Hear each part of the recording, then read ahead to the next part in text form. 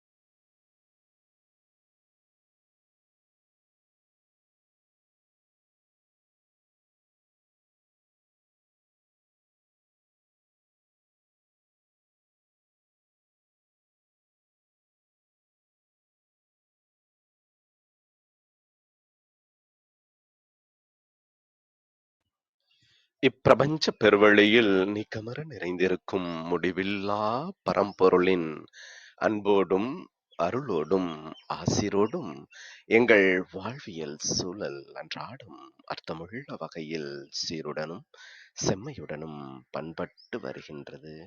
இதனால் இச்சமூகத்தின் சீரிய சிறந்த முன்மாதிரிகளாக நாங்கள் திகழ்வதோடு நில்லாமல் பல்வேறு சாதனைகளையும் அதன் வாயிலாக சரித்திரங்களையும் படைக்கும் அற்புத படைப்பாளிகளாக பரிணமிப்போம்.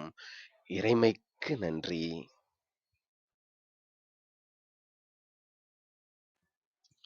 இனிய வணக்கங்கள் அன்பு நண்பர்களே. மீண்டும் ஒரு புத்தம் புதிய நன்னாள் இறைமையின் வரமாக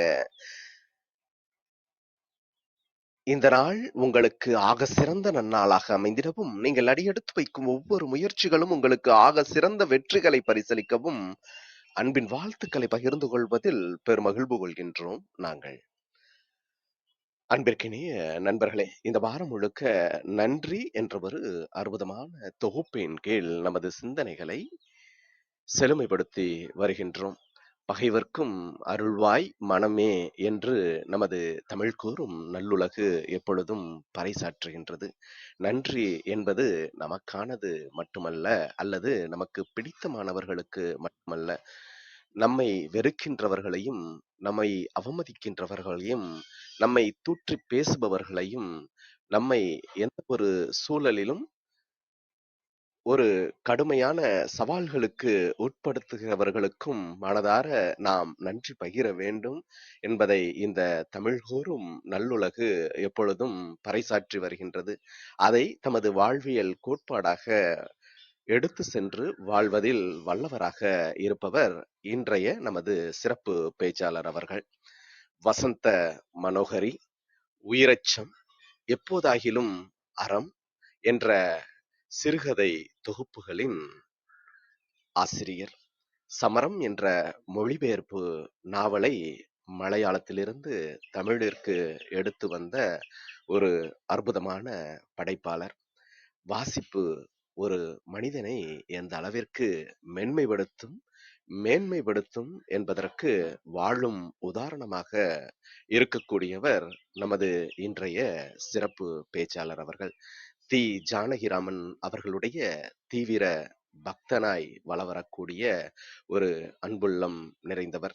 அவரது படைப்புகள் ஒவ்வொன்றையும் மனதார விரும்புபவராகவும், ஒவ்வொரு வார்த்தைகளுக்குள்ளும் ஜி தி. ஜானகிராமனை பார்க்கக்கூடியவராகவும் வாழ்ந்து வருபவர் நமது அன்பு சகோதரர் அவர்கள். இன்று நமது எளிய அழைப்பினை ஏற்று இலக்கியத்தினை கொண்டாடும் வகையில் வாசிப்பை நேசிப்போம் என்ற இந்த அற்புதமான தொடர் நிகழ்வின் மற்றும் ஒரு அழகிய பாகத்தினை இன்று நமக்காக பரிசளிக்க இணைந்திருப்பவர் இலக்கிய வட்டத்தில் தம்மை எப்பொழுதும் பிரகாசமாக வைத்திருக்கக்கூடியவர். எண்ணற்ற நூல் வெளியீட்டு விழாக்களில் சிறப்பு விருந்தினராக பங்கேற்பவர். அது மட்டுமல்லாமல் தமிழ்நாடு முற்போக்கு எழுத்தாளர் சங்கத்திலும் பயணித்து வருபவர். நிறைய கோவை சார்ந்த இலக்கிய அமைப்புகளில் தம்மை எப்பொழுதும் நிறைத்துக் கொள்பவர். அத்தகைய அன்புள்ளம் நிறைந்தவர். அது மட்டுமல்லாமல் 2 முறை சாகித்ய அகாதமி விருது பெற்ற அன்பு எழுத்தாளர் புவியரசு அவர்களுடைய சீடராகவும் பயணித்து வரக்கூடிய அன்புள்ளம் நிறைந்தவர். அடுத்த 50 நிமிடங்கள் நமது அவையை தமது இலக்கிய செழுமையால் நிறைக்க இருக்கின்றார். சொல்லரங்க சொந்தங்களாகிய உங்கள் ஒவ்வொருவரின் சார்பிலும் சரித்திரம் படைப்போம் தளம் அவரை இந்நிகழ்விற்கு வருக வருக வருக என்று வரவேற்பதில் பெருமகிழ்வு கொள்கின்றது. ஆம், எழுத்தாளர், கதை சொல்லி, நாடகவியல் கலைஞர், கட்டடவியல் நிபுணர் அன்பு நண்பர் ரவிச்சந்திரன் அரவிந்தன் அவர்களின் அற்புதமான சிறப்புரையில் அடுத்த 50 நிமிடங்கள் இணைவோம். நமது வாழ்வியல் புத்தகத்தில் புத்தம் புதிதாய் இன்று மலர்ந்துள்ள புதியதோர் பக்கத்தின் அழகியதோர் அத்தியாயத்தினை இலக்கிய செழுமையால் நிறைப்போம். நமது வாழ்வின் வழித்தடங்களை இன்னும் இன்னும் அழகூட்டுவோம். நன்றி.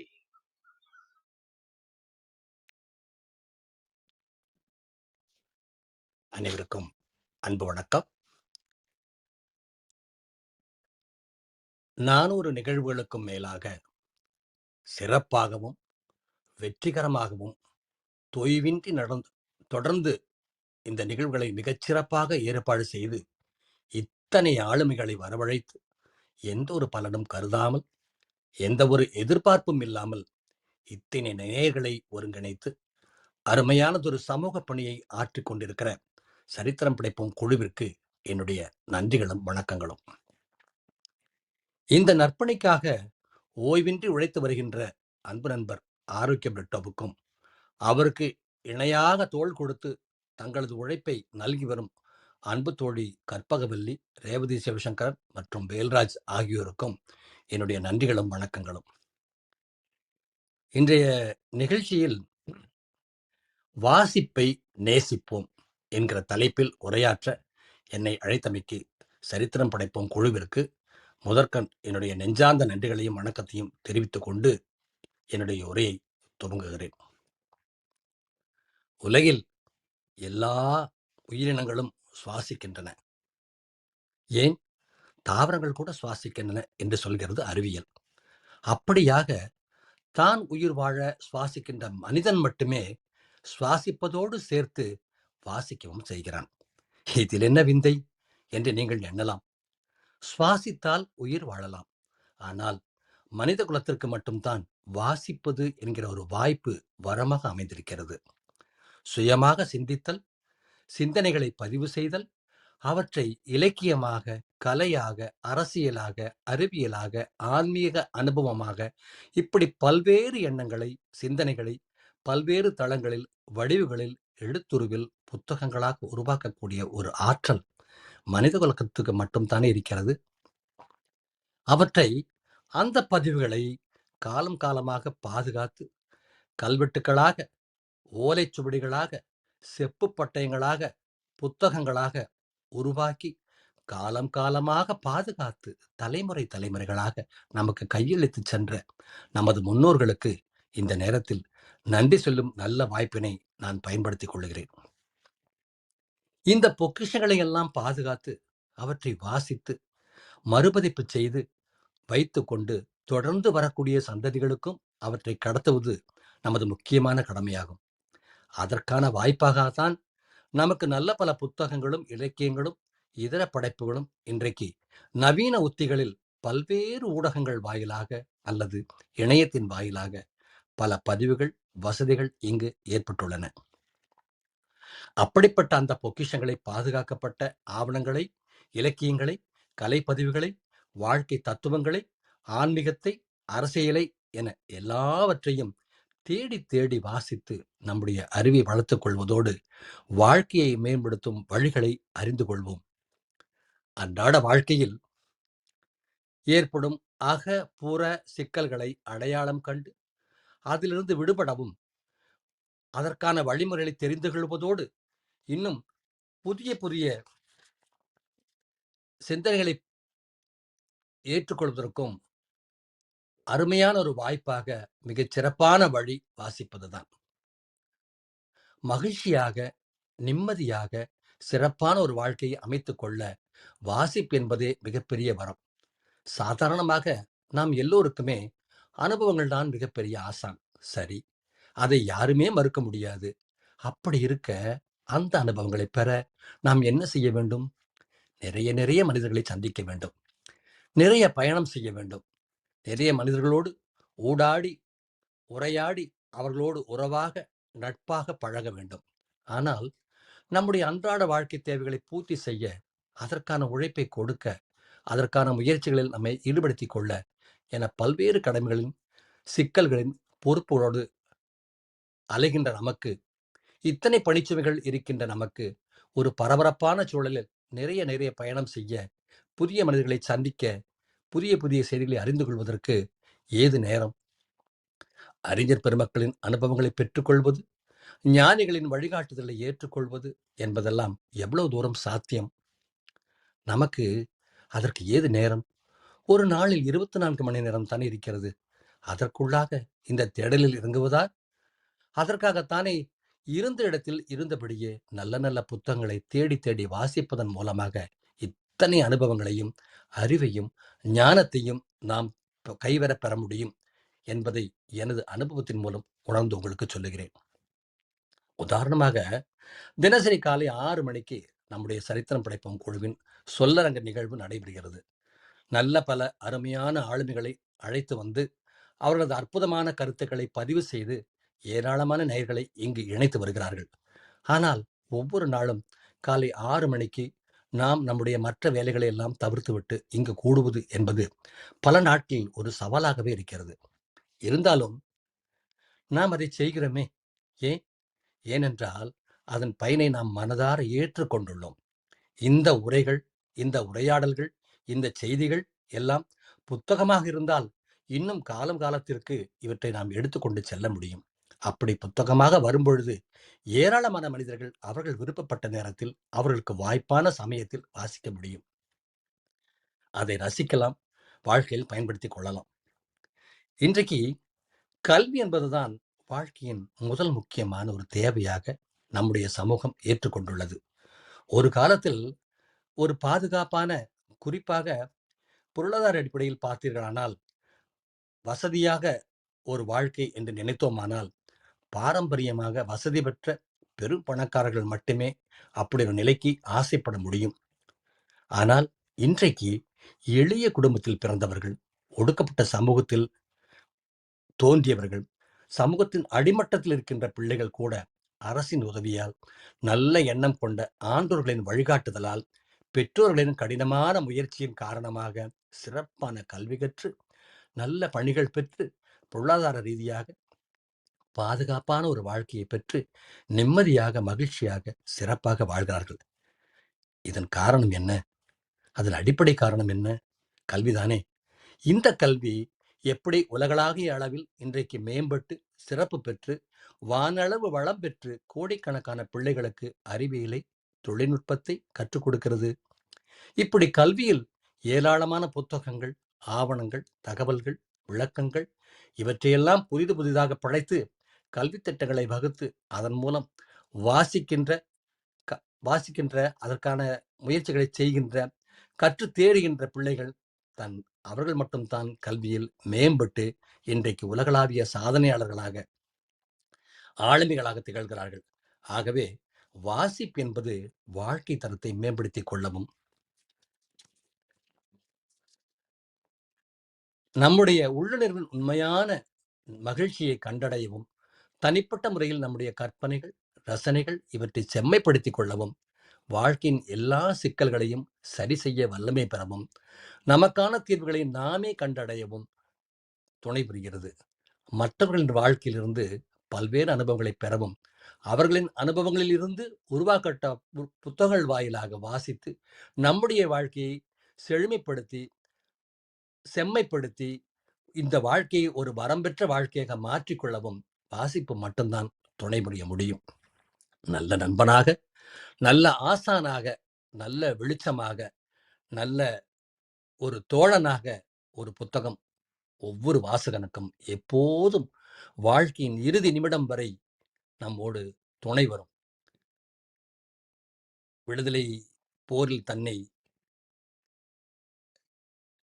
அர்ப்பணித்துக் கொண்ட பகத்சிங் தூக்கு மேடைக்கு போகும் முதல் நாள் இரவு கூட வாசித்து விட்டால் அதன் பிறகுதான் தன்னுடைய மரணத்தை நோக்கி பயணம் செய்தார் என்பதை இந்த நேரத்தில் நான் இங்கே நினைவு கூற கடமைப்பட்டிருக்கிறேன்.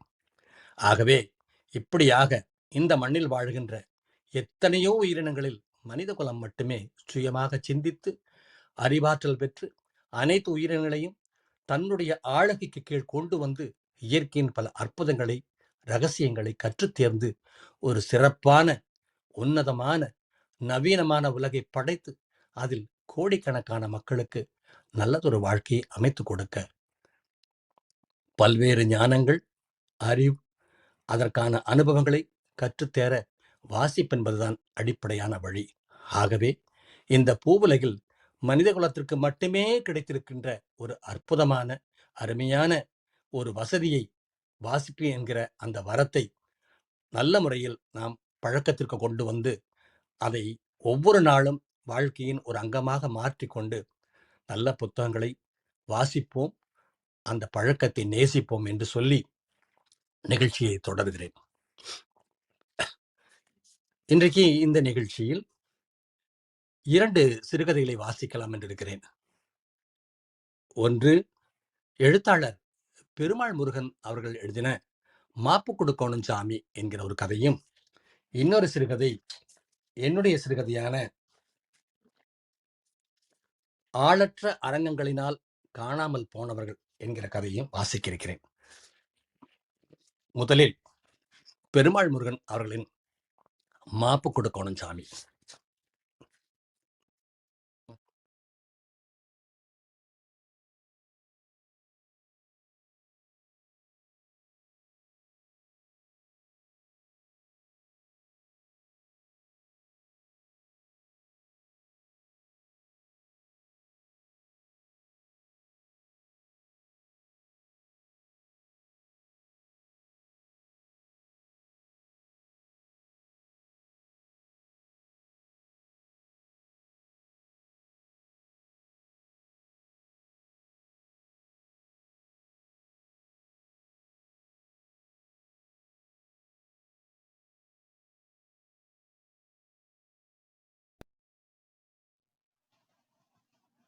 ஐயா மைக் மியூட்ல இருக்கு.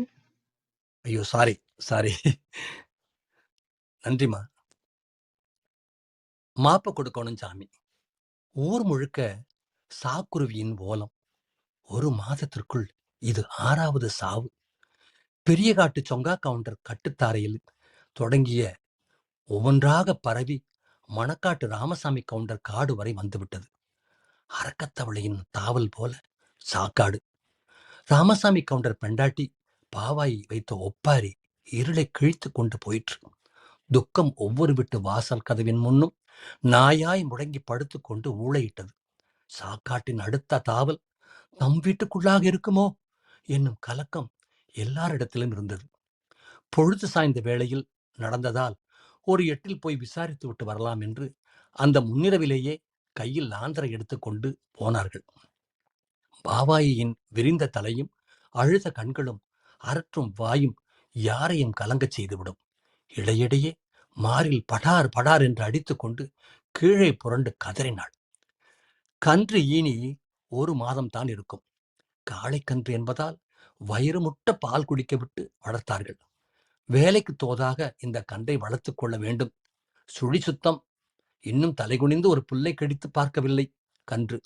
பால் கொடுக்கும் தினவில் மண்ணை ருசிக்க ஆரம்பித்து விட்டது. மண்ணை தின்னு விட்டாமல் வாய்க்கூடை போட்டு காடு முழுக்க குதிக்க விட்டிருந்தார்கள். பொழுது கிளம்பும் வேளையில் எகிரி துள்ளி ஓடும் அதன் ஆர்ப்பாட்டம் தாங்க முடியவில்லை. துள்ளி குதித்தால்தான் கால் வலுவாகும். கண்ணுக்குட்டியா குதிரையா இது? எப்படி புழுதி கிளப்புது என்று கேட்பவர்களிடம், ஏப்ப சாப்பையாவா என் கண்ணுக்குட்டியை வளர்ப்பேன் என்றார் கவுண்டர். இப்போது அது தாயை தேடி வர்றென்று கத்திய வண்ணம் இருந்தது. கன்றுக்கு போக 2 நேரமும் 3-4 பாடி பால் பீச்சலாம். மாடு வேலைக்கும் சளைத்ததல்ல. கன்று கொஞ்சம் பெரிதானதும் ஏல் பூட்டினாலும் வண்டியில் கட்டினாலும் சுணங்காமல் போகும். விலையும் கொஞ்சமா? விற்றால் தாராளமான 1 பவுன் வாங்கலாம். அப்புறம் பாவாய்க்கு வருத்தம் இல்லாமலா இருக்கும்? புருஷனையே வாரி கொடுத்து விட்டவள் போல மாய்ந்து அழுதாள். கேட்கப் போன யாரும் ஒரு வார்த்தை பேச முடியவில்லை.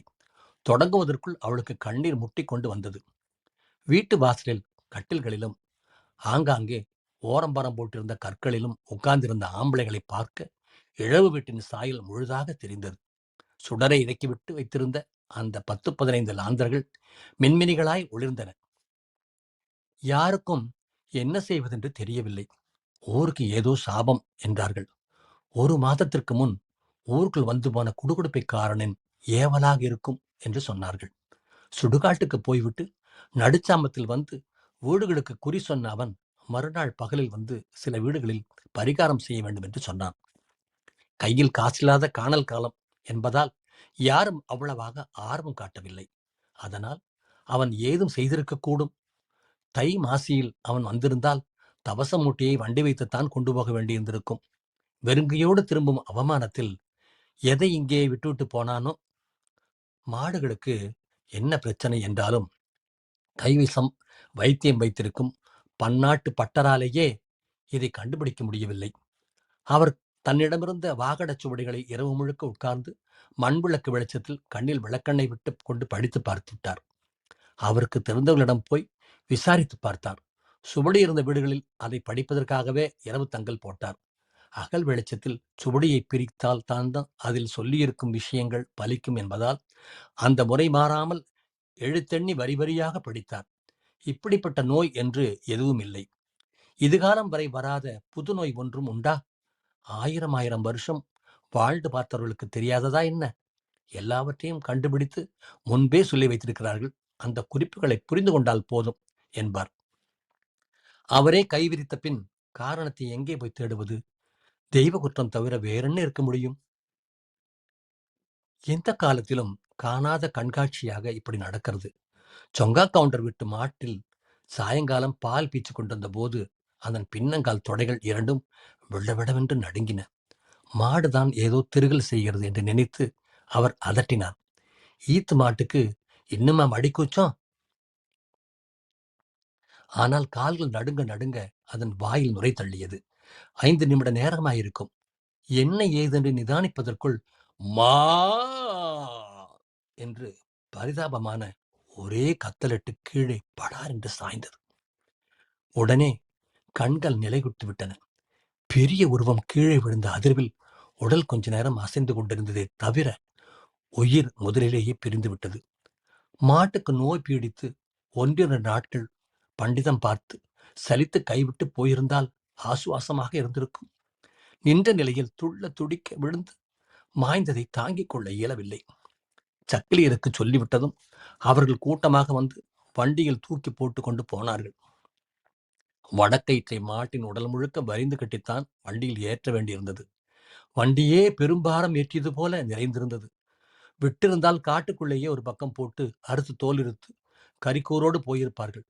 பால் மாட்டை அது மேய்ந்து திரிந்த காட்டுக்குள்ளேயே அறுக்கக்கூடாது என்று சொல்லிவிட்டார் கவுண்டர். மாட்டை விஷம் தீண்டியிருந்தால் உடனே தெரிந்துவிடும். நாக்கு எடுத்து பார்த்து பூச்சி பொட்டு ஒன்றும் இல்லைங்க என்று சக்கிலியர் குரல் கொடுத்தனர். இப்படியான அவசர சாவு விஷம் தீண்டுவதால் தான் வரும். நாக்கு நீளம் பாரித்து கிடப்பதை பார்த்ததும் கண்டுபிடித்து விடலாம். விஷம் தீண்டிய மாட்டின் தோலை மட்டும் உரித்து கொண்டு பெருங்குழிக்குள் போட வேண்டியதுதான். சேராததை தின்று செத்திருந்தால் குடலை வெளியே தள்ளும் போது கண்டுபிடித்து விடலாம். பொடங்கு சோளத்தட்டை வயிறு முட்ட மேய்ந்திருந்தால் பிழைப்பது கஷ்டம்.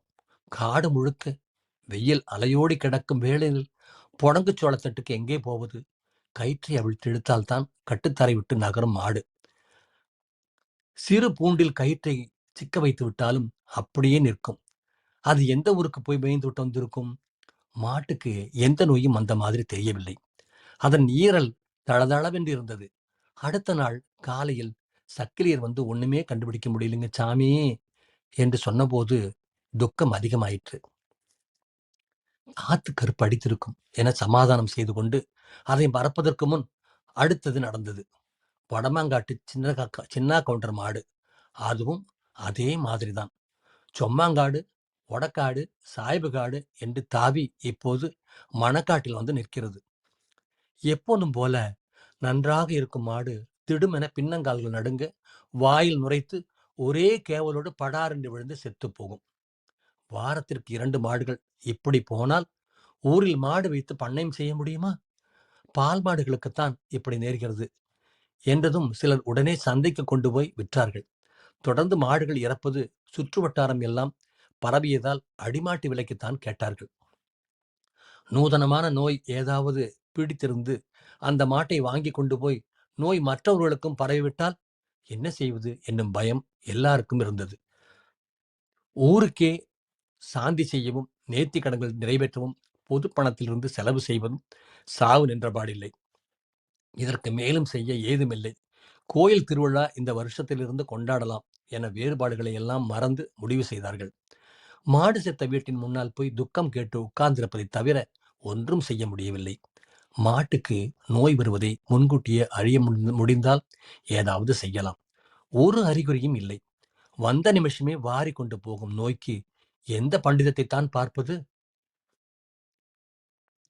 ராமசாமி கவுண்டரின் பெண்டாட்டி பாவாயின் கதறல் தாங்க முடியாது. ஊர் கவுண்டர், எதுக்குப்பா இப்படி கத்துது புள்ள? ஊர்ல இந்த 6வது உங்க ஒருத்தருக்கா துக்கம்? எப்ப வருமோ எப்படி வருமோன்னு ஊரே கடந்து தவிக்குது. கத்தி கத்தி இந்த பிள்ளைக்கு என்னாச்சும் வந்துட போகுதுப்பா. அங்க நிக்கிற பொம்பளைகள்லாம் என்ன செய்றீங்க? ஆத்துங்கம்மா கொஞ்சம். வாய வாய பார்த்துட்டு இருந்தா எச்சா என்ன பொழப்பு என்று சத்தம் போட்டார். உங்களுக்கு என்ன ஆம்பளைங்க நியாயம் பேசி தீர்த்துக்குவீங்க, பொம்பளைங்க அழுதுதானே தீர்க்கணும் என்று பதில் கவுண்டரை முகம் சுளிக்கச் செய்தது. பேச்சுக்கு மறு பேச்சு பேசுறதுக்கு குறையில்லை என்று சீறினார். பெண்கள் பக்கம் முணுமுணுப்பு மட்டும் நிலைத்தது. அப்போது இருளுக்குள்ளிருந்து வந்த வேட்டுக்கு ஆட்டான் நிறைந்திருந்த வாசலை பார்த்து, இங்கே இளவூடா கிடக்குது, அங்க கும்மாளம் நடக்குது என்றான். திண்ணையின் ஓரத்தில் உட்கார்ந்திருந்தவனை பார்த்து, என்னடா சொல்ற என்றார் ஊர் கவுண்டர். அவன் சக்கிலி வளவில் நடந்த விஷயங்களை பற்றி சொன்னான். கறி போடும் நாளில் சக்கிலி வளவு திருவிழா போலத்தான் இருக்கும். பண்ணையத்துக்கு வேலைக்கு வருபவர்கள் கூட அவசர அவசரமாக வந்து பேருக்கு கொஞ்ச நேரம் செய்துவிட்டு ஓடிவிடுவார்கள். இரவிலே கறி போட்டால் கொண்டாட்டம் இன்னும் மிகுதியாகும். தீப்பந்த வெளிச்சத்தில் மாட்டை அறுத்து கறி வெட்டு கூறு பிரிக்கும் வேலை மும்முரமாக நடக்கும். சாந்து அரைத்து வைத்துக்கொண்டு பெண்கள் உட்கார்ந்திருப்பார்கள். கரியை கலக்கி அடுப்பில் வைத்ததும் தொடங்கும் குடி. வெகு நேரம் நடக்கும். சண்டையும் சச்சரவும் வெடிக்கும். கொஞ்ச நேரத்தில் சரியாகிவிடும். காக்கா கூட்டம்ப்பா அது. ஒன்று சேர்ந்துருச்சுன்னா கராமுறாதான். நம்மளாட்டம் திக்காலு கொண்டா கிடந்த எப்படி? ஒருத்தர் பேசுறது இன்னொருத்தருக்கு கேட்கணும்னு நாட்ட கூடத்தான் என்று ஊர் கவுண்டர் சொல்வார். 3 வாரங்களில் 6வது மாடு. ஒவ்வொன்றும் பெருத்த உடல். பால் மாடுகளுக்கான கவனிப்பில் செழித்திருந்த கறி சக்கிலி வளவு முழுவதற்கும் தாராளமாக கிடைத்தது. வீடு எண்ணி கரியை பிரித்து கொள்வார்கள். ஆள் எண்ணிக்கைக்கும் சலுகை உண்டு. தோல் மட்டும் வளவு பொதுவுக்கு சேரும். சக்கிலி வளவு பக்கம் ஏதாவது வேலையாக போன வெட்டுக்காட்டான் அந்த ஆரவாரத்தை கண்டு வந்திருந்தான். அவன் சொன்னான், ஊடொன்னுக்கு கறி ஒவ்வொரு சட்டி வரும். அத்தனையும் ஒரே நாள் எப்படி திங்க முடியும்? நாளைக்கு போய் பாருங்க, எல்லா வீட்டு வாசல்லையும் கறியை கொத்து தொங்க விட்டுருப்பானுங்க. உப்பு கண்டம் போட்டு எடுத்து வச்சுக்கிட்டு தினமும் கறி குழம்பு தான். கடிச்சுக்க கறியை சுட்டு எடுத்துக்கிறாங்கப்பா. குழந்தைங்களுக்கு பண்டமே இப்ப கறி தான். மாப்பிள்ள, நம்மளுக்கு ஒவத்து வலி, அவங்களுக்கு ராசபோகம், அவங்கள அப்படி படைச்சிருக்கிற ஆண்டவன் என்று ராமசாமியின் குரலில் பெருந்துக்கம் ஏறி இருந்தது. இன்னைக்கு மாடு சாவறதுக்கு கொஞ்சம் முன்னாலதான் வந்து மாட்டுக்கு தட்டளி போட்டுட்டு, பால் மட்டை நல்லா கவனிங்க கவுண்டிச்சின்னு சொல்லி போட்டு போனா கந்தேன். அட சாமி, அப்பேற்பட்ட மாட்டை கோத்து போட்டு திங்க எப்படிடா மனசு வந்துச்சு என்று பாபாயி கூறி ஒப்பாரி வைத்தாள். இந்த சக்கிலி ரூட்டு நாயத்தை கொஞ்சம் யோசிக்கணும் மாட்டம் இருக்குதுங்க. கந்த வந்தானாமா, தட்டள்ளி போட்டானாமா, சொன்னானாமா, போனானாமா, ஏதோ கதையாட்டல் இருக்குது. அவனே இவங்க வீட்டுக்கு பண்ணையும் பண்ற சக்கிலிச்சுனா ஆளுக்காரனா இல்லை அவனுக்கு என்ன அக்கறை மசுறு? முத்தான் சொல்ல எல்லாருக்கும் சரி என்று பட்டது. கறிக்கு ஆசைப்பட்டு அவன் தான் மாட்டுக்கு என்னவோ செஞ்சிருப்பானப்பா என்று ஒரு குரல் ஓங்கி ஒலித்தது. சொங்கா கவுண்டன் தன் மாடு செத்த அன்றைக்கு சக்கிலி ராமன் அவர் காட்டுத்தரைக்கு வந்து போனதாய் ஞாபகப்படுத்தி சொன்னார். தன் மாடு செத்த அன்றைக்கு சக்கிலி குப்பன் வந்து போன மாதிரி இருக்கிறது என்று மாரப்பன் சொன்னான். 6 கட்டுத்தாரைகளுக்கும் ஆட்கள் வந்து போயிருந்தது தெரிந்தது. அதில் சிலர் பண்ணையம் கட்டுபவர்களாகவும் இருந்தனர். அவங்க எப்பவுமே கட்டுத்தாரைக்கு வந்து போறவங்க தானப்பா என்று வேலப்பன் சொன்னான். அந்த சொல் கூட்டத்தில் எடுபடவில்லை. கட்டுத்தரைக்கு அவர்கள் வந்து போன கொஞ்ச நேரத்தில் தான் எல்லா மாடுகளும் செத்திருந்தன. மாட்டுக்கு சேராத தழையை கொடுத்திருக்க கூடும். செய்வினை பொருள் எதையாவது தீவனத்துக்குள் வைத்து கொடுத்திருக்கலாம். சில சக்கிலியருக்கு மந்திரமே தெரியும். சாமியாடும் சக்கிலரும் உண்டு. அவர்கள் தான் மாட்டுக்கு என்னவோ செய்திருக்கிறார்கள். செத்த மாட்டை கறி போட்டு கூறு பறிக்க முன்னால ஆளு வந்து மாடு இன்ன காரணத்துல தான் செத்திருக்கிறது என்று சொல்லி போவான். இந்த மாடுகள் செத்ததற்கு மறுநாள் மெதுவாக வந்து, ஒன்னும் தெரியலைங்க சாமி என்று சாவகாசமாக சொல்கிறார்கள். ஏதோ வருஷத்திற்கு 1-2 மாடுகள் இப்படி கிடைக்கும். 1 மாதம் 2 மாதத்திற்கு ஒரு முறை சந்தைக்கு போய் வயிறு காய்ந்தெடுக்கும் கன்றுக்குட்டியை பிடித்து வந்து கறி போட்டால் ஒவ்வொரு வீட்டிலும் சட்டியே தின்றுவிடும். கரண்டியை போட்டு வழித்தெடுக்க எடுக்க சாறுதான் வரும். சாற்றுக்கென்ன, தண்ணீரை எவ்வளவு வேண்டுமானாலும் ஊற்றலாம். அப்படி காய்ந்து கிடந்தவர்கள் தொடர்ந்து கறி தின்ன ஏற்பாடு செய்ய வேண்டியதுதான். இது என்ன பேச்சு என்று வேகமாக எழுந்தது. 1 மாதத்திற்கு முன்னால் ராமன் பையன் ராசு சொங்கா கவுண்டர் காட்டு கிணற்றில் ஆள் இல்லாத போது இறங்கி நீச்சல் அடித்து விட்டான். அவனை பிடித்த கவுண்டர் கையையும் காலையும் கட்டி சாட்டை வாரால் விளாசி தள்ளினார். செத்து தொலைய போறான் என்று கட்டை அவிழ்த்து விட்டதும் கன்றுக்குட்டி போல துள்ளி எழுந்தோடி அவன், டேய் கவுண்டா, என்னை அடிச்சிட்டேல்ல, உன்னை பார்த்துக்கிறேன்டா என்று கத்திக்கொண்டே ஓடிப்போனான். அப்போது ஊரை விட்டு ஓடியவன் தான் இதுவரைக்கும் வரவில்லை. அவன் அப்பனும் அம்மாளும் வந்து அழுதார்கள். அவன் தலை ஊருக்குள்ள தெரிஞ்சா வெட்டி பலி போட்டுருவேன் என்று கவுண்டர் விரட்டி அனுப்பிவிட்டார். அவன் ராத்திரியில் வந்து தலை காட்டாமல் வீட்டுக்குள்ளேயே இருந்து விட்டு போகிறான் என்றும் பேச்சு வந்தது. அவன் தான் பழிவாங்க ஏதோ கள்ளத்தனம் செய்கிறான். கவுண்டனை கொல்வதும் அவன் மாட்டை கொல்வதும் ஒன்றுதான்.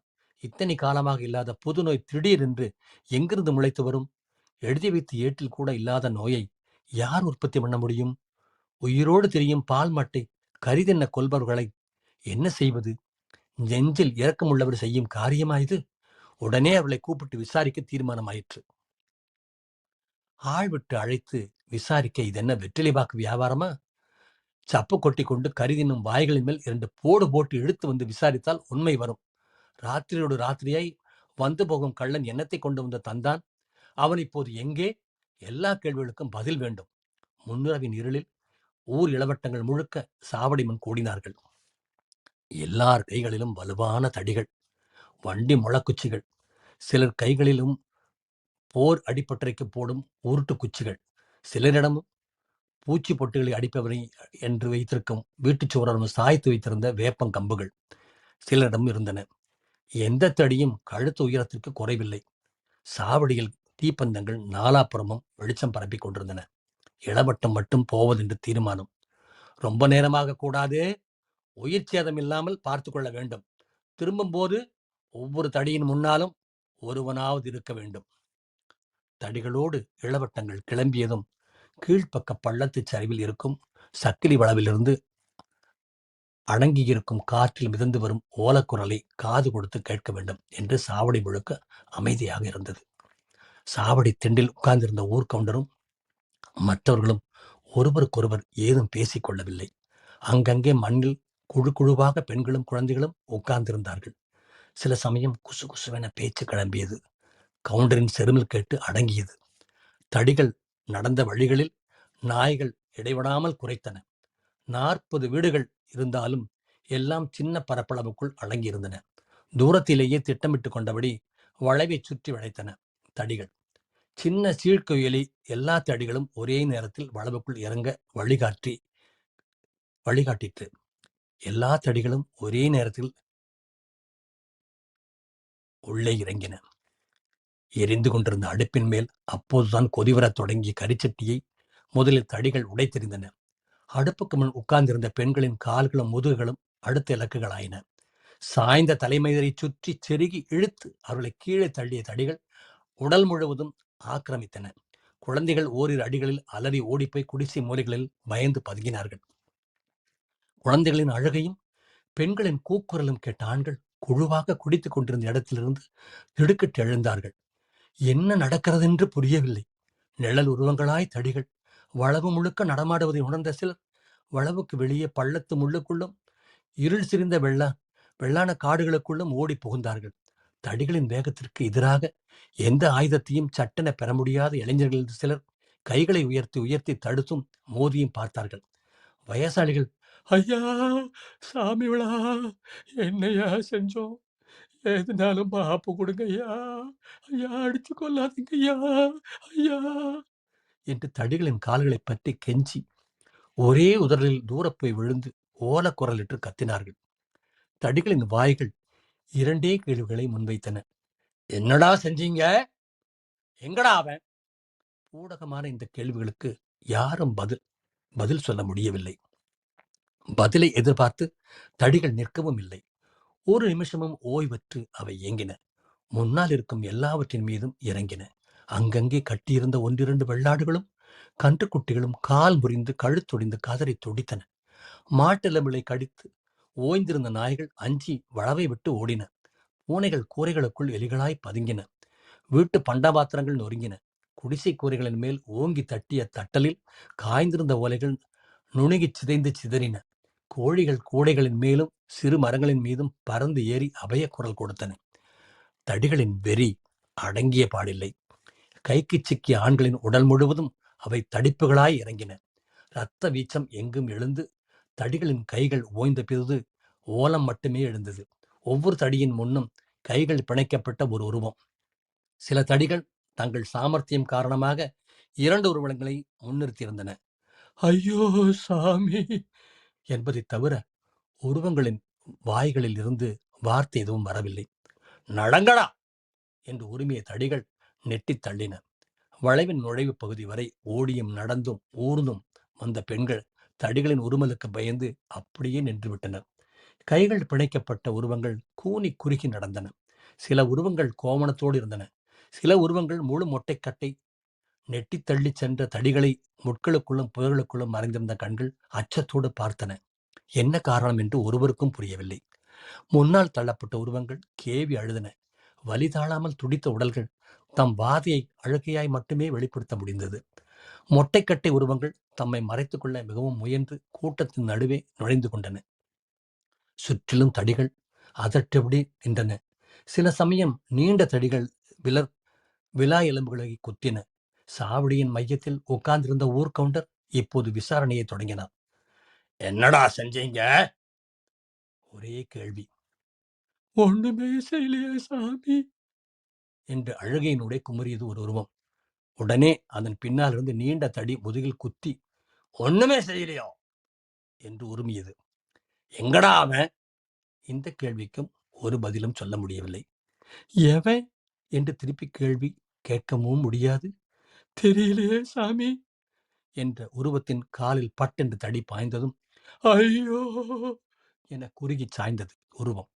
எந்த பதிலும் சொல்லாமல் மௌனம் காப்பதுதான் சரியானது என்பதை உணர்ந்த சில உருவங்கள் தலைகுனிந்தபடி நின்றனவே தவிர வாய் திறக்கவில்லை. என்னடா செஞ்சீங்க? மீண்டும் மீண்டும் ஒரே கேள்வி. வட்டத்திற்கு வெளியே நின்றிருந்த பெண் குரல் ஒன்று, இப்படி கேட்டா சொல்லுவானுங்களா? ஐய காலை முடிச்சு போட்டு கேளுங்க என்றது. தாயோழி ராசுங்கடா என்று ஊர் கவுண்டருக்கு அருகில் இருந்த ஆள் கேட்டதும் அவனுக்காகத்தான் இந்த விசாரணை என்று புரிந்து கொண்ட உருவங்கள், அவனை பார்க்கலையே சாமி என்று ஒரு சேர கத்தின.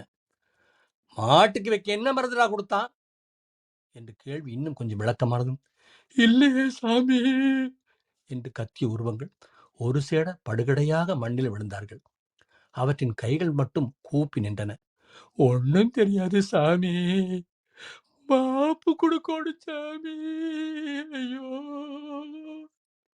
என்று அவை இறைஞ்சத் தொடங்கின. நிறைவு பெற்றது.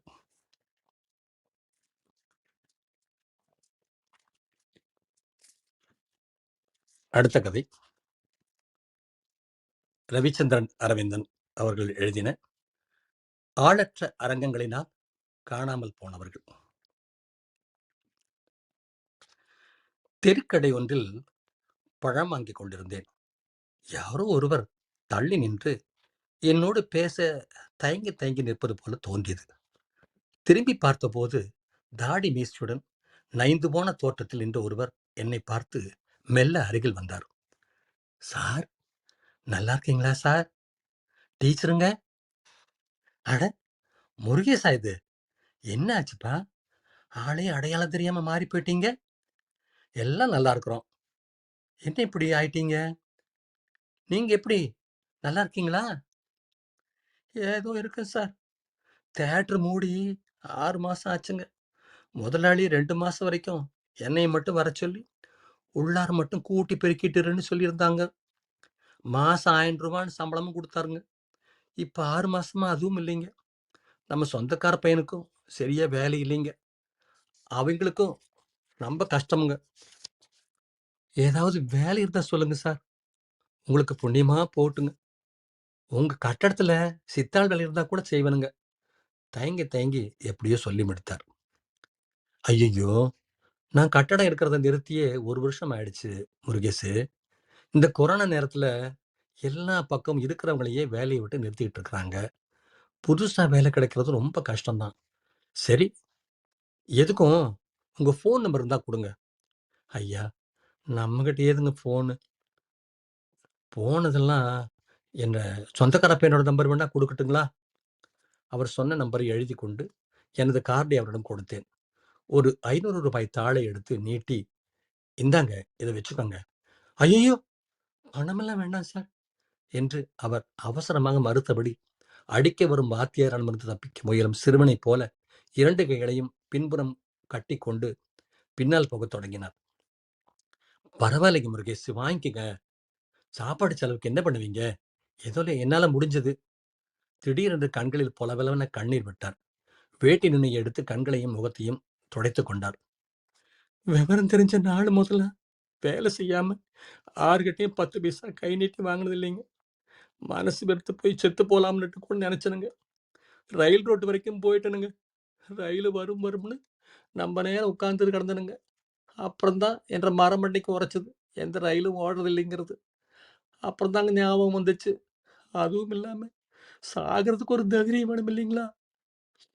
நானு எப்பவுமே பயந்தாங்கொழிங்க என்று அந்த கண்ணீரின் இடையே தன்னிறக்கத்தோடு சிரித்தார். அவருக்கு எப்படி சமாதானம் சொல்வதென்று எனக்கு தெரியவில்லை. எந்த நம்பிக்கையில் கவலைப்படாதீர்கள் நானாயிற்று என்று சொல்ல முடியும்? தெரிந்த இடங்களில் முயற்சி செய்தாலும் இந்த நேரத்தில் அவருக்கு ஒரு வேலை வாங்கி கொடுப்பதென்று அவ்வளவு சாத்தியமா என்ன? என்ன செய்வதென்று தெரியவில்லை. திடீரென்று ஒரு யோசனை தோன்றியது. எனக்கு தெரிந்த ஒரு ஆதரவற்றோர் இல்லம் இருக்கிறது. இவரை அங்கு சேர்த்து விடலாமா என்று நினைத்தேன். ஆனால் அங்கு ஒவ்வொரு மாதமும் பௌர்ணமி என்று மட்டும்தான் புதிய ஆட்களை எடுப்பார்கள். முருகேச, நீங்க தப்பா எடுத்துக்கலன்னா, எனக்கு தெரிஞ்ச ஒரு ஆசிரமம் இருக்கு. அங்க முயற்சி பண்றேன். ஆனா அங்கேயும் உறுதியா சொல்றதுக்கு இல்ல. வர்ற பௌர்ணமி அன்னைக்கு போய் பார்க்குறேன். சார், அது போதும் சார். அதுல என்ன சார் இருக்குது? போடுற சோத்துக்கு வஞ்சனை இல்லாம பாடுபடுவனுங்க. சொன்ன வேலையை செய்வனுங்க. எனக்கு என்னங்க இருக்குது? குடும்பமா குட்டியா? நின்னா மரம் உளுந்தா விறகு என்று சொல்லி கையெடுத்து கும்பிட்டார். எல்லாம் சரி, என் திருப்திக்காக இந்த பணத்தை வாங்கிக்கிட்ட தான் ஆச்சு. சரிங்க சார், உங்க சமாதானத்துக்காக ஒரு 50 ரூபா மட்டும் கொடுங்க என்றவரிடம் வலுக்கட்டாயமாக 100 ரூபாய் தாள் ஒன்றை நீட்டினேன். தயக்கத்தோடு வாங்கி கொண்டார். சரிங்க முருகேசு, நான் விசாரிச்சுட்டு ஃபோன் பண்றேன். ஏதாவது உதவினா தயங்காம எனக்கு ஃபோன் பண்ணுங்க. அதுக்கு தான் என்னோட நம்பர் கொடுத்துருக்கேன். கண்டிப்பான குரலில். தப்பான யோசனை எல்லாம் வரக்கூடாது. என்ன, சரியா? சரிங்க சார் என்று சொல்லிக்கொண்டே மறுபடியும் கூச்சத்துடன் ஒரு சிறுவன் போல கைகளை கட்டிக்கொண்டு பின்பக்கமாக நகர்ந்து சென்றான். வர முருகேசு என்று சொல்லி வண்டியை ஸ்டார்ட் செய்தேன். இப்போது எப்படியாவது அந்த இல்லத்தில் இவருக்கு அனுமதி கிடைக்க வேண்டுமே என்கிற கவலை என் மண்டைக்குள் நண்டு பிராண்ட தொடங்கியது. இந்த கொரோனா இப்படிப்பட்ட எளிய மனிதர்களின் வாழ்க்கையில் இன்னும் என்னவெல்லாம் செய்யுமோ? இந்த நாட்டில் இவரைப் போல எத்தனை கோடி பேர்களின் வாழ்க்கை சூறையாடப்பட்டதோ? இந்த மனிதனை சந்தித்த அந்த நாட்களை எண்ணி பார்த்தேன். அந்த முதல் சந்திப்பு இப்போதும் நினைவில் இருக்கிறது. இன்னைக்கும் நேத்திக்கும் இல்லைங்க. 35 வருஷமா இதே பழப்பு தான். என்ன வேலையாக இருந்தாலும் 8:30க்கு மனைவியை பைக்கில் ஏற்றிக்கொண்டு போய் அவர் வேலை பார்க்கும் அந்த பள்ளியில் 8:45க்கு விட வேண்டும். இதுல மாற்றம் எதுவும் செய்ய முடியாது. ஏன்னா டீச்சருக்கு 8:30 மணிக்கு முன்னாடி புறப்பட மாட்டாங்க. அவங்க லேட்டா புறப்பட்டாலும் நமக்குத்தான் டென்ஷன். இது எழுதப்படாத விதி. காரணம், அவர் வேலை செய்த பள்ளி என் வீட்டிலிருந்து 3 கிலோமீட்டர் தான் என்றாலும் 2 பஸ்கள் மாறி போக வேண்டும். மனைவியை பள்ளியில் இறக்கிவிட்டு விட்டுத்தான் வீடு திரும்பிக் கொண்டிருந்து வருகையில் ஏறக்குறைய எல்லா நாட்களிலும் அந்த மனிதரை பார்ப்பேன். வயது 50-55 இருக்கும். 5 அடிக்கும் குறைவான உயரம், கருத்த நிறம், முன்தலை முழுக்க வழுக்க, பின்புறம் ஒரு அரைவட்டம், அதை சுற்றிலும் நரைமுடி, 4 நாள் தாடியும் மீசையும், எவராலும் வெள்ளை என்று ஒப்புக்கொள்ளவே முடியாத, துவைக்கும் போது மறந்தும் கூட நீளம் பார்க்காத, மடித்து கட்டின பழுப்பேறிய வேட்டியும் அதே பழுப்பு நிறத்தில் அரக்கை சட்டையும், கையில் பல வண்ணங்களிலும் துண்டு துண்டான மிச்சமான பிளாஸ்டிக் வயர்களால் பின்னப்பட்ட ஒரு சாப்பாட்டு கூடை. பெரும்பாலும் எல்லா நாட்களிலும் நான் வீட்டிற்கு போகும் திசையை நோக்கியே அவரும் போய்க் கொண்டிருப்பதால் நான் அவரை கடக்கும்போது அநேகமாக நான் அவரை பின்புறம் மட்டுமே பார்க்க முடியும். அவர் என்னை கவனிக்க ஒருபோதும் வாய்ப்பே இல்லை. அதற்கு அவர் முயற்சி செய்ததாக தெரியவும் இல்லை. எப்போதும் செருப்பில்லாத வெற்றுக்கால்களுடன் அரை ஓட்டமும் அரை நடையுமாகவே அவர் நடக்கிறார். அவர் நடக்கிறாரா இல்லை ஓடுகிறாரா என்று யாராலும் கணிக்க முடியாத ஒரு பரபரப்பான ஓட்டமாகவே இருக்கும். அதுவும் அந்த குள்ளமான உருவம் அப்படி செல்லும் போது ஒரு மனிதன் தெருவோரத்தில் வேகமாக உருண்டு போவது போலவே தோன்றும். அந்த பாதையில் பரபரப்பான காலை நேரத்தில் எந்த ஒரு பேருந்தும் செல்வதில்லை என்பதால் பெரும்பாலும் மாணவர்கள் யாராவது ஒருவரிடம் லிஃப்ட் கேட்கலாம் என்ற ஆவலில் திரும்பி திரும்பி பார்த்தபடி வேகமாக நடந்து செல்வார்கள். எல்லா நாட்களும் வழியில் என்னிடம் யாராவது வண்டியில் லிஃப்ட் கேட்பார்கள். சில நாட்களில் யாரும் கேட்கவில்லை என்றால் நானாக வழியே சென்று எங்கே போக வேண்டும் என்று கேட்டு ஏற்றிச் சென்று விடுவது வழக்கம். அதில் எனக்கும் ஒரு மகிழ்ச்சியே. ஆனால் இந்த மனிதர் ஒரு நாளும் திரும்பி பார்த்ததும் இல்லை, என்னிடம் உதவி கேட்டதும் இல்லை. என்னிடம் மட்டுமல்ல, யாரிடமுமே கேட்க மாட்டார். எல்லா நாளும் அதே ஓட்டம்தான். ஒரு நாள் நானாக வழியே சென்று பக்கத்தில் வண்டியை நிறுத்தினேன். ஐயா, எங்க போனோம்? சற்றும் எதிர்பாராமல் பக்கத்தில் போய் வண்டியை நிறுத்தி கேட்டபோது மிரண்டு போய் வந்த கேள்விக்கு என்ன பதில் சொல்வதென்று தெரியாமல் தடுமாறியபடி நின்றார். ஐயா, நீங்க எது வரைக்கும் போகணும்னு கேட்டேன். வீரபாண்டி பிரிவுங்க சார். ஏறுங்க போலாம். நான் போற வழிதான், உங்களை டிராப் பண்றேன். ஐயோ, பரவாயில்லைங்க சார். உங்களுக்கு எதுக்குங்க வீண் சிரமம்? அட பரவாயில்ல வாங்க. நான் தனியா தான் போறேன். நானா உங்கள தோள் தூக்கிட்டு போக போறேன். வாங்க வாங்க. நான் போற வழிதான். கொண்டு போய் விடுறேன் வாங்க. ஆமா, எங்க போறீங்க தினமும் இந்த வழியில? பார்க்குறேனே. ராம் தியேட்டர்ல வேலை செய்யணுங்க. ஓ! அப்படியா? உங்க பேரு? முருகேசுங்க சார். ஏன் நடந்து போறீங்க? பஸ்ல போலாம்ல? மாசம் 30 நாள் வேலை செஞ்சா ரூ. 3000 சம்பளங்க. இதுல 2 பஸ்ல டிக்கெட் சேர்த்தி போக வர 16 ரூபாய்ங்க. கட்டுப்படியாங்களா சார்? வீடு எங்க? இங்க சாம்செட்டிப்பாளையம்ங்க. சொந்தக்கார பையன் ஒருத்தன் கூட இருக்கிறான் சார். அவன் ஒரு ஒர்க் ஷாப்க்கு வேலைக்கு போறானுங்க. என்ற சம்பளத்துல மாசம் ரூ. 2500 அவங்ககிட்ட குடுத்துறணுங்க. அவங்களுக்கும் உதவி, எனக்கும் உதவிங்க சார். அது சரி, கொஞ்சம் முன்னாடியே புறப்பட்டு அவசரம் இல்லாம நிதானமா போலாம்ல? ஏன் இப்படி ஓட்டமும் நடையுமா தினமும் போயிட்டு இருக்கீங்க? சொன்னா சிரிப்பீங்க சார். இல்ல, நான் சீரியஸா தான் கேட்கிறேன். நான் பார்க்கும்போதெல்லாம் நீங்க ஓடிக்கிட்டே இருக்கிறீங்களே. சார், சின்ன வயசுலலாம் செருப்பு வாங்கி போட்டுக்கிற வசதி இல்ல சார். அப்ப தார் ரோட்ல நடக்கையில வெயிலு சூட்டுக்கு காலு பத்திக்கும். அந்த சூடு தாங்காம அவசர அவசரமா கால மாத்தி மாத்தி வச்சு நடந்து பழகி போச்சுங்க. இப்ப அதே பழக்கமாயி போச்சுங்க சார் என்று அப்பாவியாக சிரித்தார். அட பாவி மனுஷா! தனது இல்லாமையின் கொடுமையை கூட சொல்லிச் சிரித்தபடி இப்படி எளிதாய் நடந்து போக, எல்லாவற்றையும் கடந்து போக எப்படி இவரால் முடிகிறது? அடுத்தடுத்த சில நாட்களில் தொடர்ந்து நான் வீட்டிற்கு போகும் வழியில் அவரை வண்டியில் ஏற்றிக் கொண்டு வந்து தியேட்டர் வாசலில் இறக்கி விடுவது வாடிக்கையானது. நன்றியோ தேங்க்ஸோ சொல்லத் தெரியாத கூச்சம் நிறைந்த அவருக்கு எப்போதுமே தடையாக இருக்கும் போல. ஒருவேளை அப்படி சொல்வதே ஒரு மரியாதைக்குரியவன் என்று நினைத்திருப்பாரோ என்னவோ. இறங்கினதும் ஒரு சின்ன சிரிப்பு சிரித்து தலையை ஆட்டிவிட்டு ஓட்டமாக தியேட்டர் கேட்டை நோக்கி ஓடுவார். ஒவ்வொரு நாளும் சிறுக சிறுக அவரை பற்றி விசாரிக்க ஆரம்பித்தேன். பல்லடம் பக்கத்தில் ஒரு கிராமத்தில் விவசாய கூலியாக இருந்த அப்பா அம்மா சின்ன வயதிலேயே இவர் 5ஆம் வகுப்பு படிக்கையில் இறந்து போனார்களாம். சொந்தக்காரர்கள் வீட்டில் ஏதோ எடுபடி வேலைகள் செஞ்சு வயிற்றை கழுவி வந்திருக்கிறார். செய்த வேலைக்கு வயிற்றுக்கு சோறு கிடைத்திருக்கிறது. நினைவிருந்த நாளிலிருந்து தனது தேவைகளையும் ஆசைகளையும் சொல்வதற்கு அவருக்கென்று எந்த உறவும் இருந்ததில்லை. வயது ஏறின போதும் மிகவும் உயரம் குறைவாக கட்டை குட்டையான தோற்றம் என்பதால் எப்போதும் ஒரு தாழ்வு மனப்பான்மை. படிப்பும் இல்லை. அந்தந்த வயதில் வரவேண்டிய எந்த ஆசைகளையும் வளர்த்து கொள்ளவே இல்லை. பொறுப்பான உறவுகள் என்று யாரும் இல்லாததால் திருமணம் வாய்க்கவில்லை. எங்கெங்கோ கிடைத்த வேலைகளை செய்து வாழ்க்கையை ஓட்டி வந்திருக்கிறார். கனவுகளோ எதிர்பார்ப்புகளோ ஆசைகளோ ஏக்கங்களோ இல்லாத, எந்த விதமான வர்ணஜாலங்களும் இல்லாத கருப்பு வெள்ளை வாழ்க்கை. ஒரு மனித இயந்திரம் போலவே இயங்கி வந்துள்ளார். தன் வாழ்க்கையை பற்றிய பெரிய குறைகள் எதுவும் இல்லை. யார் மீதும் பழையமும் இல்லை, கோபமும் இல்லை.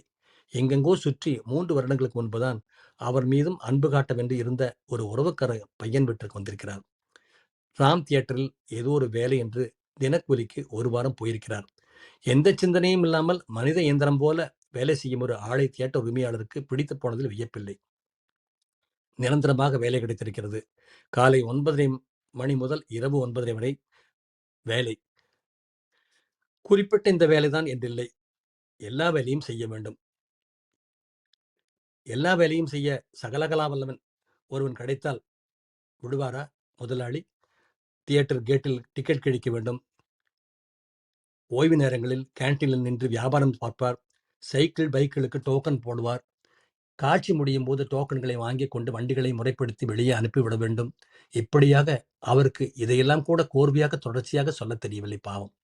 ஒவ்வொரு நாளும் 15 நிமிட பயணத்தில் துண்டு துண்டாக சொன்னதிலிருந்து நானாக யூகித்து ஒரு முடிவுக்கு வந்திருந்தேன். என்றாலும் தனக்கு எந்த குறையும் இல்லை என்றும் தான் சந்தோஷமாக இருப்பதாகவும் சொன்னார். எனக்கு அந்த மனிதனை பார்க்க வியப்பாக இருந்தது. வங்கியில் லட்சங்களில் கோடிகளில் இருப்பும் உலகளாவிய புகழும் வைத்துக்கொண்டு காதிலும் மூக்கிலும் கழுத்திலுமெல்லாம் தங்கமும் வைரங்களும் அடுக்கிக் கொண்டு அரைக்கண்ணை மூடிக்கொண்டு பக்தியில் மூழ்கி குறையொன்றும் இல்லை மறைமூர்த்தி கண்ணா என்று பாடுகின்ற ஏகாந்த மோன நிலையில இது தனது அடிப்படை தேவையை கூட அது கூட அதிகமோ என்ற தாழ்வு மனப்பான்மையில் பிறந்த ஒடுக்கம். அதன் பிறகு சென்ற ஆண்டு மனைவி பணி ஓய்வு பெற்ற பின் காலை நேரங்களில் பரபரப்பான அந்த பயணங்களுக்கு முற்றுப்புள்ளி வைக்கப்பட்டது. ஒரு நாள் ஊரில் இருந்து வந்திருந்த மகன், அப்பா பயங்கரமா போர் அடிக்குது, ஏதாவது படத்துக்கு போலாமா என்றான். பக்கத்தில் இருக்கும் ராம் தியேட்டருக்கு வேணும்னா போலாம் என்றேன். அடுத்த 5 நிமிஷத்தில் தியேட்டரில் இருந்தோம். இடைவெளியில் பாப்கார்ன் வாங்கலாம் என்று கேன்டீனுக்கு சென்றேன். அங்கு கவுண்டரில் முருகேசன் நின்று கொண்டிருந்தார். என்னங்க முருகேசு, இந்த நேரத்துல இங்க? இன்னைக்கு இன்னும் டியூட்டி முடியலையா? ஆமா சார், இப்போ 1 மாசமா நைட் டியூட்டிங்க. நீங்க நல்லா இருக்கீங்களா சார்? உங்களை தான் பார்க்கவே முடியறதில்ல. வைஃப் ரிட்டையர் ஆயிட்டாங்க, அதான் இப்பெல்லாம் நான் ஸ்கூலுக்கு வர்றதில்ல. தெரியும் சார், அன்னைக்கே சொன்னீங்களே. முருகேசு, இனிமேல் இந்த பக்கத்துக்கு வர முடியாது, உங்களுக்கு லிஃப்ட் கொடுக்குற வாய்ப்பு இல்லை அப்படின்னு சொன்னீங்களே சார். சார், ஒரு காஃபி குடிங்க சார். இல்லை முருகேசு, இந்த நேரத்தில் காஃபி குடிச்சா நைட் தூக்கம் வராது, பரவாயில்ல என்று சொல்லிவிட்டு காசு வாங்க மறுத்த அவரது கையில் பாப்கார்னுக்கான காசை வற்புறுத்தி திணித்து விட்டு வந்தேன். அதன் பிறகு அந்த தியேட்டருக்கு போகவே இல்லை. அந்த வழியாக கடந்து செல்கையில் எப்போதாவது நினைத்துக் கொள்வேன்.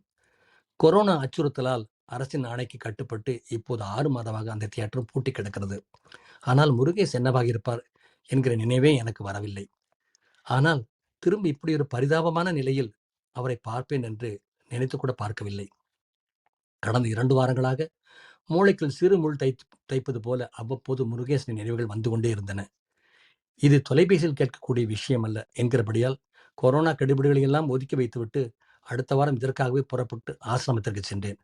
நிர்வாகியை பார்த்து உருக்கமாக முருகேசனின் நிலையை எடுத்துச் சொல்லும் போது, சாரி, இல்ல முடியாதுன்னு மட்டும் சொல்லிடாதீங்க. அந்த மனுஷங்கிட்ட நான் ரொம்ப நம்பிக்கையா சொல்லியிருக்கேன். நீங்க அவரை ஆசிரமவாசியா சேர்த்துக்க வேண்டாம். இங்க ஏதாவது வேலை கொடுங்க. ஆனா இங்கேயே தங்க இடமும் கொடுத்துருங்க, அது போதும் என்றேன். நீண்ட யோசனைக்கு பிறகு நிர்வாகி பேசத் தொடங்கினார். உண்மையில இப்ப எங்களுக்கே ரொம்ப சிரமம் சார். கவர்மெண்ட் சப்சிடி டைமுக்கு வர்றதில்ல. ஸ்பான்சர்ஸோட நன்கொடைகளும் ரொம்ப ரொம்ப குறைஞ்சு போயிடுச்சு. முதல்ல எல்லா குழந்தைங்களுக்கும் பர்த்டே, வெட்டிங் டேன்னு நிறைய பேர் விசிட்டர்ஸ் வருவாங்க. ஒருவேளை சாப்பாட்டுக்குன்னு டொனேஷன் கொடுப்பாங்க. ஒரு மூட்டை அரிசி, மளிகை சாமான், காய்கறின்னு நிறைய பொருட்கள் வரும்.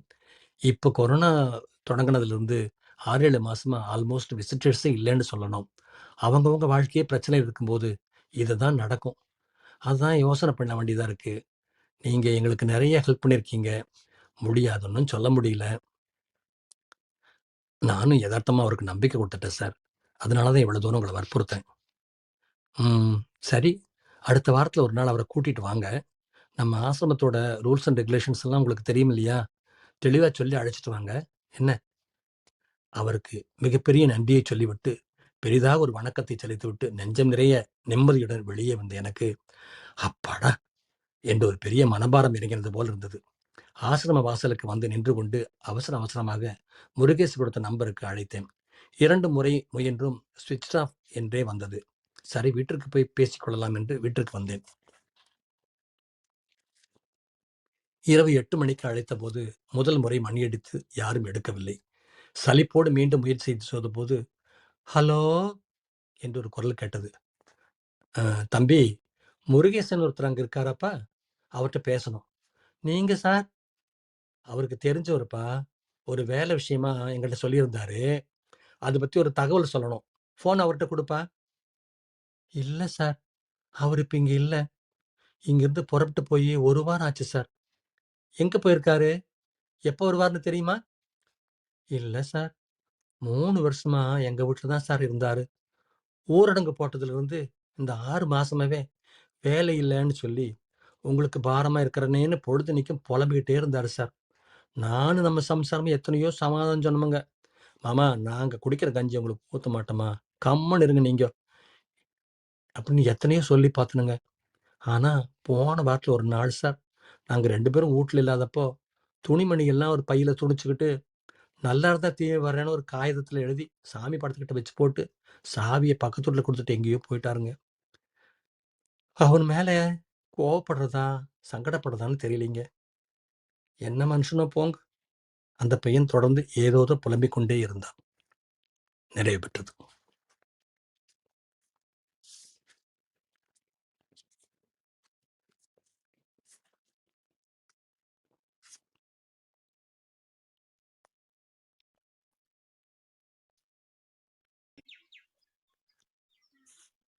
நண்பரே, பகிர விரும்புறீங்களா அல்லது நம்ம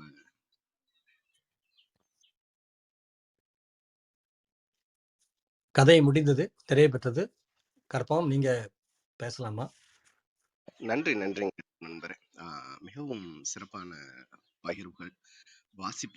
வாசிப்பை நேசிப்போம் என்ற ஒரு அற்புதமான தொடர் நிகழ்வில் இன்று 2 கதை வாசிப்பை வெகு சிறப்பாக அந்த கதாபாத்திரங்களோடு நாம் பயணிக்கும் அளவிற்கு உணர்வுபூர்வமான மொழியில் நமக்கு இன்று அன்பு பரிசாக வழங்கினார் சகோதரர், நண்பர், கதை சொல்லி, எழுத்தாளர், நாடகவியல் கலைஞர், கட்டடவியல் நிபுணர், அன்பு நண்பர் ரவிச்சந்திரன் அரவிந்தன் அவர்கள்.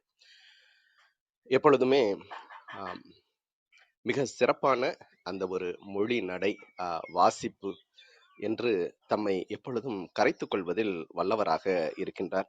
நமது தளத்தை பற்றி குறிப்பிட்டார். 400 நிகழ்வுகளை கடந்து சென்று கொண்டிருப்பதை குறிப்பிட்டிருந்தார்.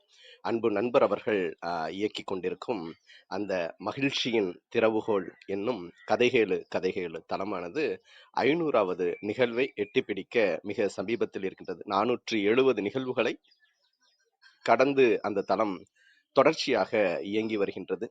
நிறைய கதைகள் அந்த தளத்தில் வாசிக்கப்பட்டு, வாசகர்களால் ரசனை கோர்க்கப்பட்டு, அதற்கு செறிவூட்டப்பட்ட கருத்துக்கள் அங்கு அந்த தளத்தில் பகிரப்படுகின்றது. தம்முடைய நெடிய பயணங்களின் போதும், பெரும்பாலும் அவர் தமிழகத்தில் இருக்கும் பொழுது வார நாட்களிலும், ஆஸ்திரேலியா, அமெரிக்கா என்ற பயணத்தில் இருந்த பொழுது சனி ஞாயிறு பொழுதுகளிலும் விடாப்பிடியாக அந்த நிகழ்வுகளை வெகு சிறப்பாக எடுத்து செல்வதில் வல்லவராக இருக்கின்றார் அன்பு நண்பர் அவர்கள். முக்கியமாக கொரோனா பெருந்தொற்று காலத்தில் அவருடைய சேவை என்பது அளப்பரிய ஒன்று. நிச்சயமாக அவரது குரல் பலரது மனங்களை ஆற்றுப்படுத்தக்கூடிய ஒரு ஆற்றல் மிகு சக்தியாக பயணித்தது என்றால் அதற்கு மாற்று கருத்தே இல்லை என்று குறிப்பிடலாம். இன்று கூட அந்த பெருமாள் முருகன் அவர்கள் எழுதிய மாப்பு கொடுக்கணும் சாமி என்பதும் தமது உயிரச்சம் தொகுப்பில் இருந்து அவர் வாசித்த அந்த ஒரு சிறுகதையும் வெகு சிறப்பாக நமது கவனத்தை ஈர்த்தது. நிச்சயமாக அவரது உயிரச்சம் தொகுப்பு முதல் பிரதிகள் விற்று தீர்ந்து இப்பொழுது 2வது அச்சிற்கு சென்று 2வது பிரதிகள் இப்பொழுது விற்பனைக்கு வந்துள்ளன. என்னுடைய வாசிப்பிலும் அவருடைய எப்போதாகிலும் அறம் இப்பொழுது அவரது கதைகளை வாசித்துக் கொண்டிருக்கின்றேன்.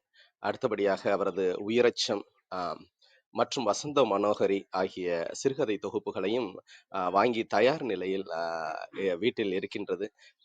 ஒரு உணர்வுபூர்வமாக எழுதுவதில் வல்லவராக, அந்த எழுத்தை நேசிப்பவராக வலம் வரக்கூடியவர் அன்பு நண்பர் அவர்கள்.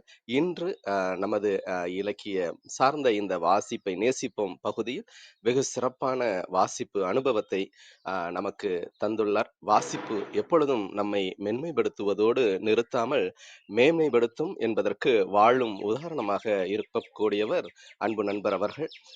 இன்றைய நிகழ்விற்காக மனம் நிறைந்த நன்றிகளையும் வாழ்த்துக்களையும் பாராட்டுக்களையும் சொலரங்க சொந்தங்களுடன் இணைந்து பகிர்ந்து கொள்வதில் சரித்திரம் படைப்போம் தளம் பெருமகிழ்வு கொள்கின்றது. அன்பிற்கினிய நண்பர்களே, நாம் அனைவரும் இணைந்திருப்பது சரித்திரம் படைப்போம் தளம்.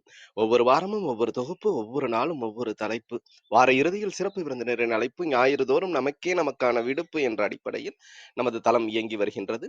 அவ்வரிசையில் இன்று வாசிப்பை நேசிப்போம் என்ற அற்புதமான தொடர் நிகழ்வின் அழகியது ஒரு பாகத்தினை அன்பு நண்பர் ரவிச்சந்திரன் அரவிந்தன் அவர்கள் அற்புதமான நிகழ்வாக நமக்கு மாற்றி கொடுத்தார்கள். நாளை நமது தளத்தில் நன்றி என்ற தொகுப்பின் சிறப்பு விருந்தினராக நம்மிடையே பங்கேற்க இருப்பவர் அன்பு தம்பி அன்புடன் ராம் அவர்கள்.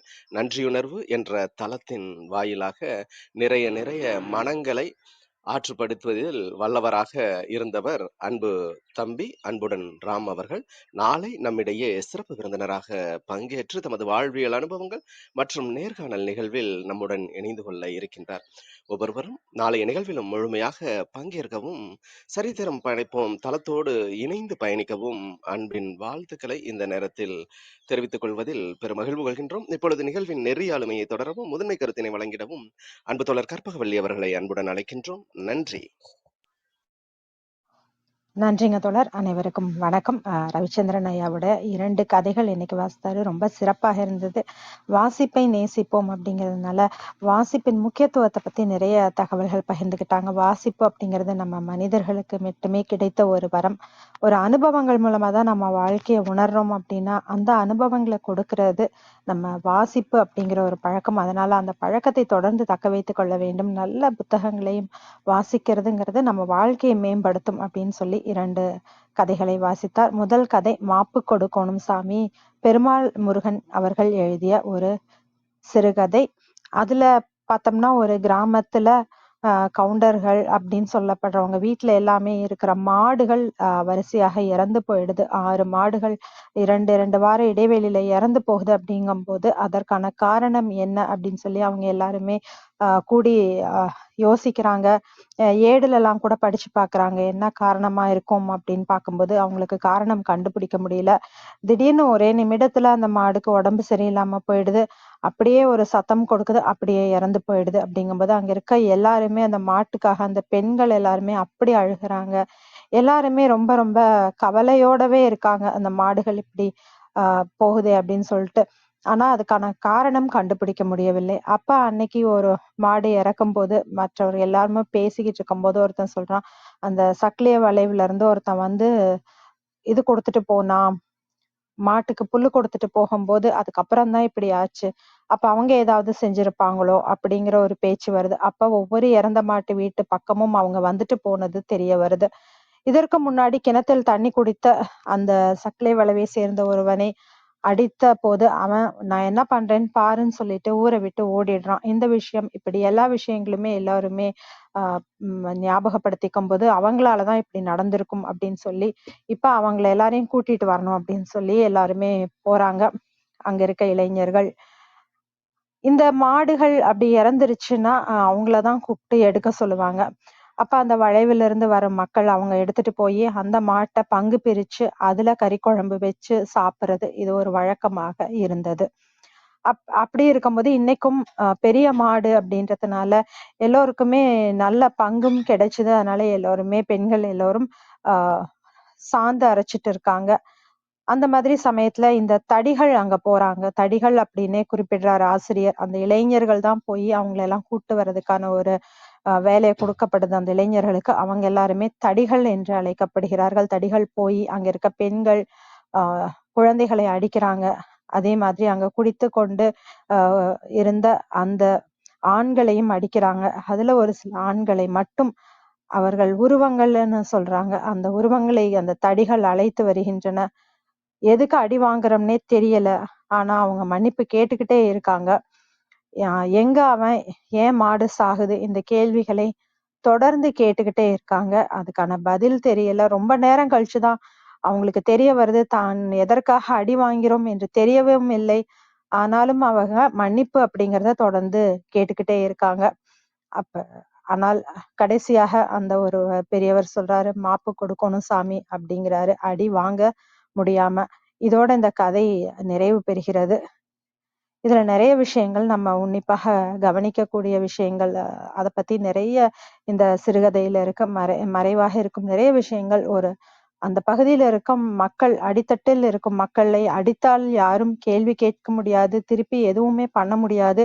அவர்களை அடிப்பதற்கான எல்லா உரிமையும் அந்த அதிகார வர்க்கத்தில் உள்ளவர்களுக்கு இருக்கிறது அப்படிங்கிறத பத்தியும் சொல்லியிருக்காங்க. அந்த அதிகார வர்க்கத்தில் இருக்கிறவர்கள் போய் அவங்க மாடு செத்து போச்சு, ஆனா அவங்க போய் அந்த வளைவுல இருக்கவங்களை அடிக்கும் பொழுது அந்த ஆடுகளை எல்லாம் அடிக்கிறாங்க. அதை பத்தி அவங்களுக்கு கவலை இல்லை. மனிதர்களை அடிக்கிறாங்க, அவங்களுக்கு கவலை இல்லை.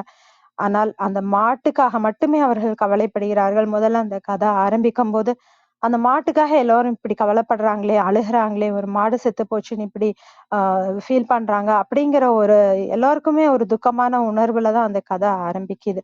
ஆனா முடியும்போது ஒரு மாட்டுக்கு இருக்கிற ஒரு மதிப்பு அப்படிங்கிறது அங்க இருக்கிற மக்களுக்கோ, இல்ல அங்க இருக்கிற ஆடுகளுக்கோ இல்ல அப்படிங்கிறது, மாடு அப்படிங்கிறது ஒரு ஒரு அதிகாரத்தின் அடையாளமாகவும், ஒரு பெருமை, கௌரவம் இதனோட அடையாளமாகவும் தான் அந்த ஊரில் பார்க்கப்படுகிறது அப்படிங்கிற மாதிரி நிறைய கருத்துக்களை உள்ளடக்கிய இந்த சிறுகதைய சொல்லியிருக்காங்க. இந்த சமுதாயத்தில் வரவேண்டிய மாற்றங்கள் எந்த அளவுக்கு தேவைப்படுகிறது, என்ன மாதிரியான மக்களுடைய அடித்தட்டு மக்களுடைய நிலைமை, மேல்தட்டு மக்கள் எப்படி அதிகாரம் செலுத்துகிறார்கள், இது எப்படி நம்ம வாழ்வியலாக மாறி போனது, இத பத்தி எல்லாமே நிறைய இந்த கதையில சொல்லியிருக்காங்க. ஒரு சிறப்பான சிறுகதை. அடுத்ததாக நம்ம ரவிச்சந்திரன் ஐயா அவர்கள் எழுதிய உயிரச்சம் கதையிலிருந்து ஒரு சிறுகதை. அதில் ஒரு எளிமையான ஒரு மனிதர் முருகேசன் அப்படின்றவரை பத்தின ஒரு கதை. அவர் எப்படி ஒரு ரொம்ப ஒரு அடித்தட்டுல இருக்கிறவரு. அவர் ஒரு 3000 ரூபாய் சம்பளத்துக்காக தொடர்ந்து அந்த தியேட்டர்ல வேலைக்கு போறாரு. அவருடைய வாழ்க்கைய பத்தி நிறைய சொல்றாங்க. அந்த சின்ன வயசுலயே அம்மா அப்பாவை இழந்துடுறாரு. அவருடைய உருவம் ரொம்ப சொல்லிக்கிற மாதிரி அந்த வெளிப்புற அழகு அப்படிங்கிறதும் இல்லை. அதோடு அவரை பாத்துக்கிறதுக்கும் ஆள் இல்லை. அப்படிங்கும்போது அவர் யாருடைய கவனிப்பும் இல்லாதனால திருமணமும் ஆகல. இந்த மாதிரி ஒரு சூழ்நிலையில அவர் ஒரு தியேட்டர்ல வேலை செய்யறாரு. அப்போ அந்த நம்ம கதை சொல்லி அவர்கள் தொடர்ந்து அவங்க மனைவிய ஸ்கூல்ல கொண்டு போய் காலையில பள்ளிக்கு வேலைக்கு விடுறாரு. அந்த மாதிரி சமயத்துலதான் இந்த முருகேசு அப்படிங்கிறவர் தொடர்ந்து பாக்குறாரு. அவருக்கு ஒரு பழக்கம், கொண்டு போய் வண்டியில ஃப்ரீயா இருக்க ஒரு சீட்டு யாரையாவது கொண்டு போய் இறக்கி விடணும் அப்படிங்கிற ஒரு உதவி செய்யும் மனப்பான்மையுடையவர். அப்படி இந்த முருகேச கூட்டிட்டு போயிட்டு வர்றது அப்படிங்கிறது ஒரு வழக்கமாக இருந்தது. கொரோனா சமயத்தில் அந்த முருகேசு அவருக்கு என்ன ஆயிருக்குமோ அப்படின்னு நினைச்சு பார்த்து அவரை போய் பாக்குறாரு, காசு கொடுக்குறாரு அப்படிங்கிறதும். அதுக்கப்புறம் அவருக்கு ஒரு வேலைக்கு ஏற்பாடு பண்ணிட்டு அவரை போய் பார்க்கலான்னு பார்க்கும்போது அவர் அந்த உறவினர் வீட்டுல இருந்திருக்காரு. அந்த உறவினர் பையன் சொல்றான், இல்ல அவரு கிளம்பி போயிட்டாரு, நல்லா இருந்தா நான் திரும்பி வரேன் அப்படின்னு சொல்லிட்டு போயிட்டாரு அப்படிங்கிற ஒரு தகவலை பகிர்ந்துக்கிறாரு. இதுல ஒரு எளிமையான ஒரு மனிதரை பற்றின ஒரு கதை. அதோடு இன்னும் நிறைய கொரோனா காலத்துல நடந்த சம்பவங்களை பற்றி நிறைய தகவல்களும் இந்த கதையில இருக்கு.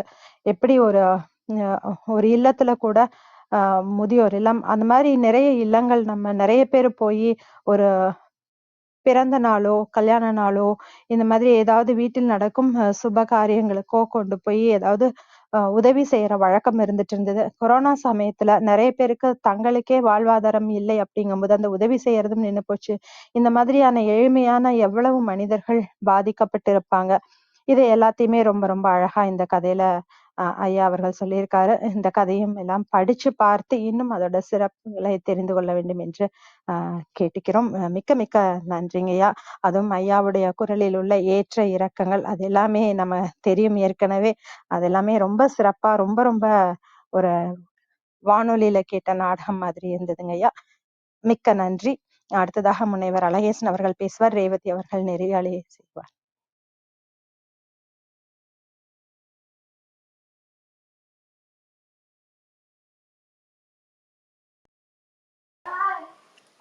அழகண்ணா, நீங்க பேசலாம். அனைவருக்கும் வணக்கம். நீங்க எதுவும் பேசுவீங்களோன்னு தான் நான் இல்ல நினைச்சேன். இல்லைங்க, நீங்க பேசலாம். அனைவருக்கும் வணக்கம். இங்க நல்ல கடுமையான வெப்பத்துக்கு மத்தியில நாங்கெல்லாம் இருக்கும்போது நம்ம ரவிச்சந்திரன் ஐயா கடுமையான குளிருக்கு மத்தியில இந்த கதையை நமக்கு இன்னைக்கு சொல்லியிருக்காரு. அதாவது இந்த அமர்வை நடத்தியிருக்காருன்னு சொல்லலாம். நல்ல 2 கதை. 2ல ஒரு கதை ஏற்கனவே மகிழ்ச்சியின் திறவுகோல்ல கேட்டதுதான். அது அப்படியே அந்த இதுல எந்த இதுவும் குறையாம அப்படியே சொன்னாரு.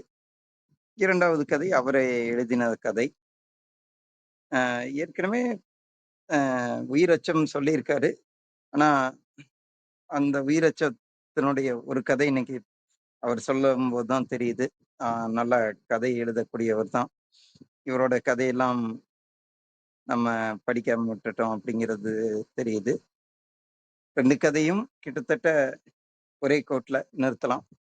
எளிய மனிதர்களுடைய வாழ்க்கை எப்படியெல்லாம் பல சூழல்களால் பாதிக்கப்படுகிறது அப்படிங்கிறது. முதல் கதை ஆதிக்கத்தின் விளைவாக, இரண்டாவது கதை சூழல்களின் விளைவாக. ஒரு போர்னாலும் சரி, எதுனாலும் சரி, எளிய மனிதர்கள் தான் முதல்ல பாதிப்பாங்க. கோவிட்ல இருந்து எல்லாமே சொல்லலாம். ஒரு வேலை, ஒரு நிறுவனத்துல வேலையை விட்டு தூக்குறாங்க அப்படின்னா முதல்ல எளிய இடத்துல இருந்து தான் ஆரம்பிச்சு அப்படியே மேல வருவாங்க. ஒரு குறிப்பிட்ட பல்கலைக்கழகத்திலிருந்து பல பேர் வெளியேற்றப்பட்டாங்க, அதாவது மாற்றம் செய்யப்பட்டார்கள். அதுல ரொம்ப நல்லா கவனிச்சு பார்த்தா எளிய மனிதர்களோட வேலையில தான், அந்த எளிய மனிதர்களை தான் இடமாற்றம் பண்ணியிருக்காங்க. பெரிய பெரிய ஆளுமைகள் அங்கேயே தான் இருக்காங்க. எப்பவுமே இந்த உலகமே அப்படித்தான். குறிப்பா நம்ம இந்திய சூழல் ரொம்பவுமே அந்த எளிய மனிதர்கள் அப்படிங்கிற இடத்துல சிக்கலை சந்திக்குது. நேத்து கூட தினமணில ஒரு கட்டுரை, இந்த சயாம் ரயில் பாதை அப்படி, அந்த சயாம் ரயில் பாதையில என்னென்ன சிக்கல் நடந்தது அப்படிங்கும்போது 1,50,000 தமிழர்கள் இறந்த செய்தி கூட வரலாற்றில் இருட்டடிப்பு செய்யப்பட்டிருக்கு அப்படிங்கிறது சொல்லப்பட்டிருந்தது. அங்கேயும் கூட ஒரு எளிய மனிதர் கூட்டம் மரணித்து போனது கூட அந்த வரலாற்றின் வெளிச்சத்துக்கு வரலைங்கிறதே உண்மையிலேயே சோகம்தான்.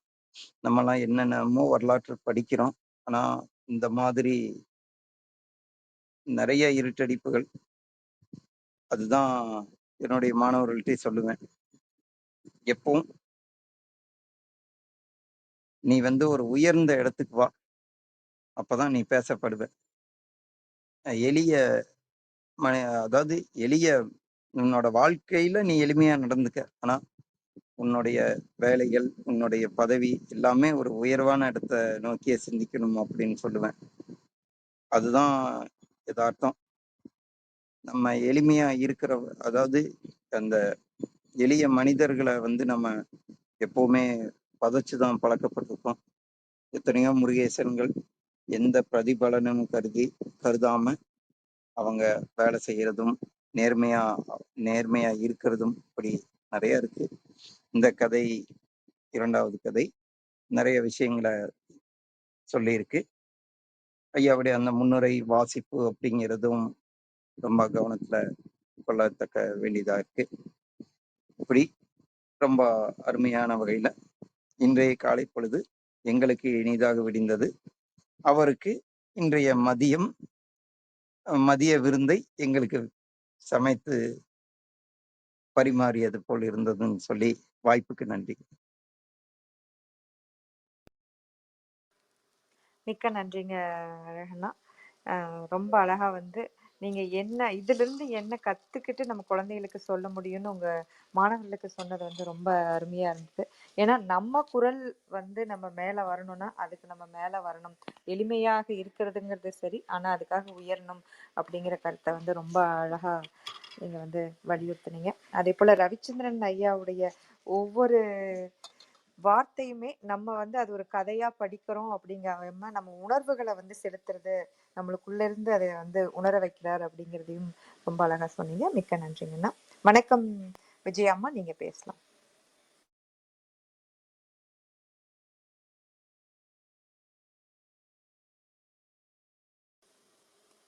விஜயம்மா. நன்றிகள் அம்மா. வாழ்க வையகம், வாழ்க வையகம், வாழ்க வளமுடன்.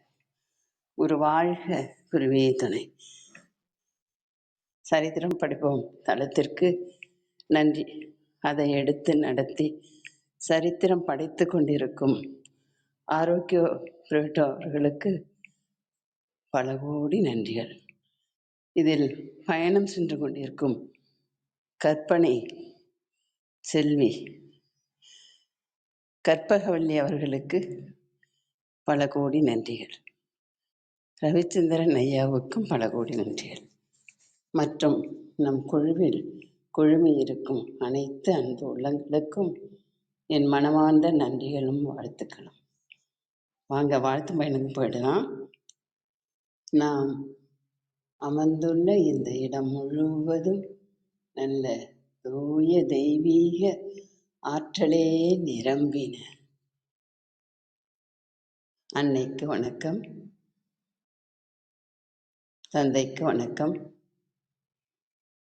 அருள்நிலை ஆசான் வேதாத்ரி மகரிஷி அவர்களுக்கு வணக்கம். குரு வாழ்க, குருவே துணை. அருட்பேராற்றல் இரவும் பகலும் எல்லா நேரங்களிலும் எல்லா இடங்களிலும் எல்லா தொழில்களிலும் உறுதுணையாகவும் பாதுகாப்பாகவும் வழிநடத்தியாகவும் அமையுமாக. வாழ்க வளமுடன், வாழ்க வளமுடன், வாழ்க வளமுடன். அருட்பேராற்றல் கருணையினால் இங்குள்ள அனைவரும் நல்ல உடல்நலம், நீல ஆயுள், நிறை செல்வம், உயர் புகழ், மெய்ஞானம் பெற்று சிறந்தோங்கி வாழ எல்லாம் வல்ல இறைநிலையோடு இணைந்து வாழ்த்தி மகிழ்கின்றேன். வாழ்க வளமுடன், வாழ்க வளமுடன், வாழ்க வளமுடன். இறையாற்றலே பக்க துணையாகவும் பக்க பலமாகவும் இருந்து வழி நடத்துவாராக. மகரிஷி அவங்களே இருந்து வாழ்த்திட்டாங்க. நன்றிகள் அம்மா. ரவிச்சந்திரன் ஐயா அவங்க தேர்ந்தெடுத்து இந்த கதையில சொன்னாங்க. ஆனால் நான் ஒரு கதையை கொஞ்சம் தான் கேட்க முடிஞ்சது, வர முடியல, மன்னிக்கவும். ரொம்ப சிறப்பாக இருந்தது. அதை கேட்டதுமே மகிழ்ச்சியாக இருந்தது. ஆனால் இதை ரெண்டாவது நான் கேட்கணுன்னு ஆசைப்பட்றேன். இதை மறு ஒளிபரப்பு செய்வாங்களா தெரியல. ஐயா அவங்க நல்ல உடல்நலம், நீல ஆயுள், நிறை செல்வம், உயர்ப்புகழ், மெய்ஞானம் பெற்று சிறந்தோங்கி வாழ வேண்டும் என்று வாழ்த்து மகிழ்கின்றேன். வாழ்க வளமுடன், வாழ்க வளமுடன், வாழ்க வளமுடன். இந்த மாதிரி நீதி கதைகளை ஐயா நிறைய நமக்கு சொல்லணும்னு நான் கேட்டுக்கிறேன். நன்றிகள் ஐயா. நன்றிகள் அம்மா.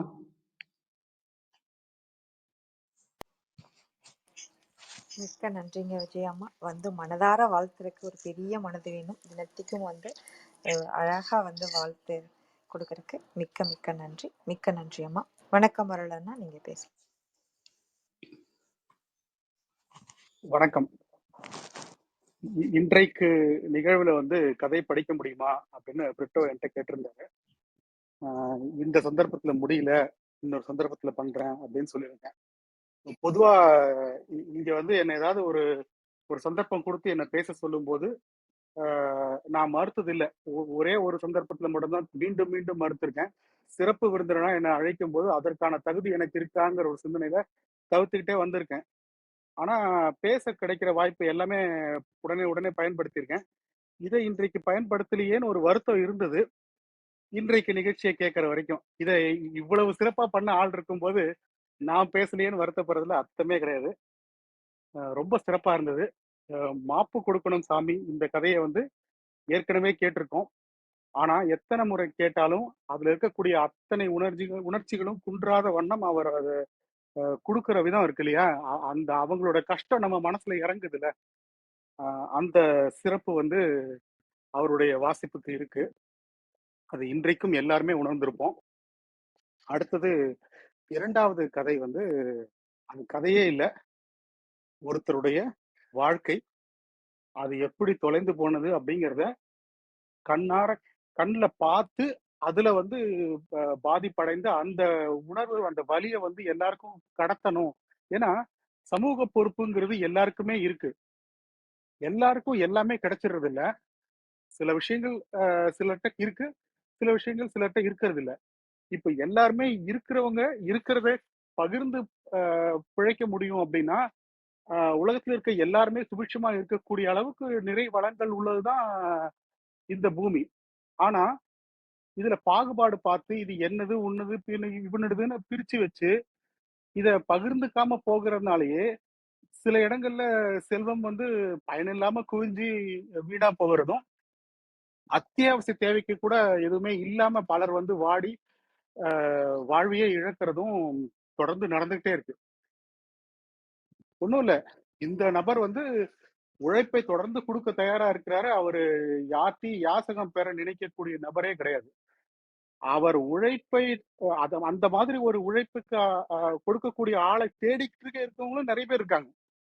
ஆனா இந்த கொரோனா மாதிரி சூழ்நிலை இவர்கள் 2 பேரையும் பிரிச்சு வச்சு எவ்வளவு பெரிய போக்கு காட்டியிருக்கு. இப்ப அவருக்கு என்ன ஆச்சுங்கிறது ரவிச்சந்திரன் அரவிந்தனுக்கும் தெரியாது அப்படின்னு நினைக்கிறேன். நமக்கும் தெரியாது. பிறிதொரு நாள்ல அவரை பார்க்க முடிஞ்சதுன்னா அவர் பிழைச்சிட்டார் அப்படின்னா நமக்கு ரொம்ப மனசுக்கு நிறைவா இருக்கும். இது ஒரு நபர் மட்டும் இல்லை, இது மாதிரி பல நபர்கள், பல வாழ்வுகள், அவங்களுடைய வாழ்வாதாரங்கள் எல்லாமே பாதிக்கப்பட்டிருக்கு. இந்த மாதிரி சமூக சிந்தனையை நமக்கு கொண்டு வர்றதுக்கு தான் இந்த கதைகள் ரொம்ப அவசியமா இருக்கு. இப்போ வலியவர்கள் எளியவர்கள் எடுத்துட்டோம்னா, வலியவர்கள் வந்து பேச முடியாதவர்களுடைய குரலா இருக்கணும். அதற்கு பதிலா அவர்கள் குரல் வலையை நெரிப்பவர்களாக இருக்கிறது நம்ம அடிக்கடி பார்த்துக்கிட்டே இருக்கோம். அதனுடைய விளைவா எவ்வளவு சமூகத்துல அந்த பேலன்ஸ் தவறி போயிடுது அப்படிங்கிறது ரொம்ப வலி கொடுக்கக்கூடிய விஷயம்.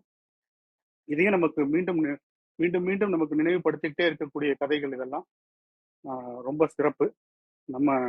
நம்மால முடிந்த சிறு விஷயத்தையாவது இதுல நகர்த்த ஆரம்பிச்சோம்னாலே பல மாற்றங்கள் வரும்.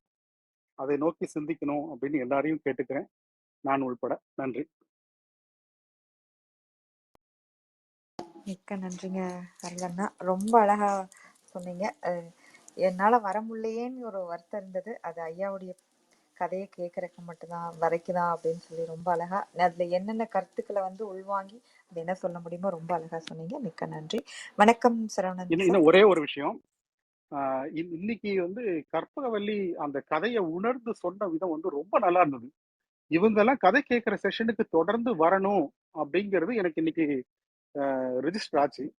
தொடர்ந்து பல கதைகள் கேட்கணும், அதுல இருக்கக்கூடிய கருத்துக்களை உணர்ந்து அடுத்தவங்களுக்கும் எடுத்து சொல்லணும். ஏன்னா இப்ப தெளிவா அந்த கதையை உள்வாங்கி அவங்க சொன்ன விதம் ரொம்ப நல்லா இருந்தது. அது மீண்டும் மீண்டும் நடக்கணும் அப்படின்னு நான் நினைக்கிறேன். நன்றி. மிக்க நன்றிங்கண்ணா. நிச்சயமா கற்பகவல்லி அதை செய்வாங்க அப்படின்னு எதிர்பார்க்கிறேன். மிக்க நன்றி அண்ணா. வணக்கம் சரவணன் சார், நீங்க பேசலாம்.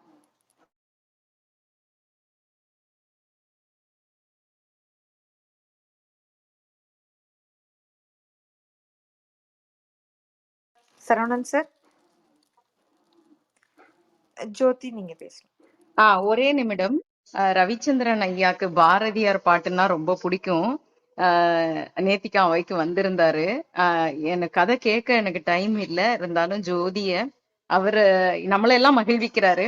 அவரை மகிழ்விக்க ஜோதிய வந்து ஒரு பாரதியார் பாட்டு மட்டும் பாட வச்சிடுறேன், அவை அனுமதிச்சா நான் கொடுங்க. நிச்சயமா அனுமதியே வேண்டாம். வாழ்க வளமுடன். அவைக்கு வணக்கம். ரவிச்சந்திரன் அங்கிளுக்காக ஒரு பாரதியார் பாட்டு டெடிகேட் பண்றேன், சமர்ப்பிக்கிறேன். பாயும் ஒளி நீ எனக்கு, பார்க்கும் விழி நான் உனக்கு. பாயும் ஒளி நீ எனக்கு, பார்க்கும் விழி நான் உனக்கு. தோயமது நீ எனக்கு, தும்பி அடி நான் உனக்கு.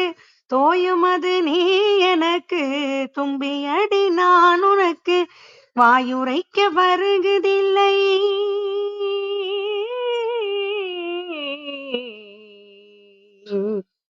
வாயுரைக்க வருகுதில்லை. வாழி நின்ற நேர்மையெல்லாம் தூய சுடர் வானொளியே சூரையமுதே. தூய சுடர் வானொளியே சூரையமுதே கண்ணம்மா. வீணையடி நீ எனக்கு, மேவும் விரல் நான் உனக்கு. வீணையடி நீ எனக்கு, மேவும் விரல் நான் உனக்கு. ஊனும் வடம் நீ எனக்கு, புது வைரம் நான் உனக்கு. ஊனும் வடம் நீ எனக்கு, புது வைரம் நான் உனக்கு.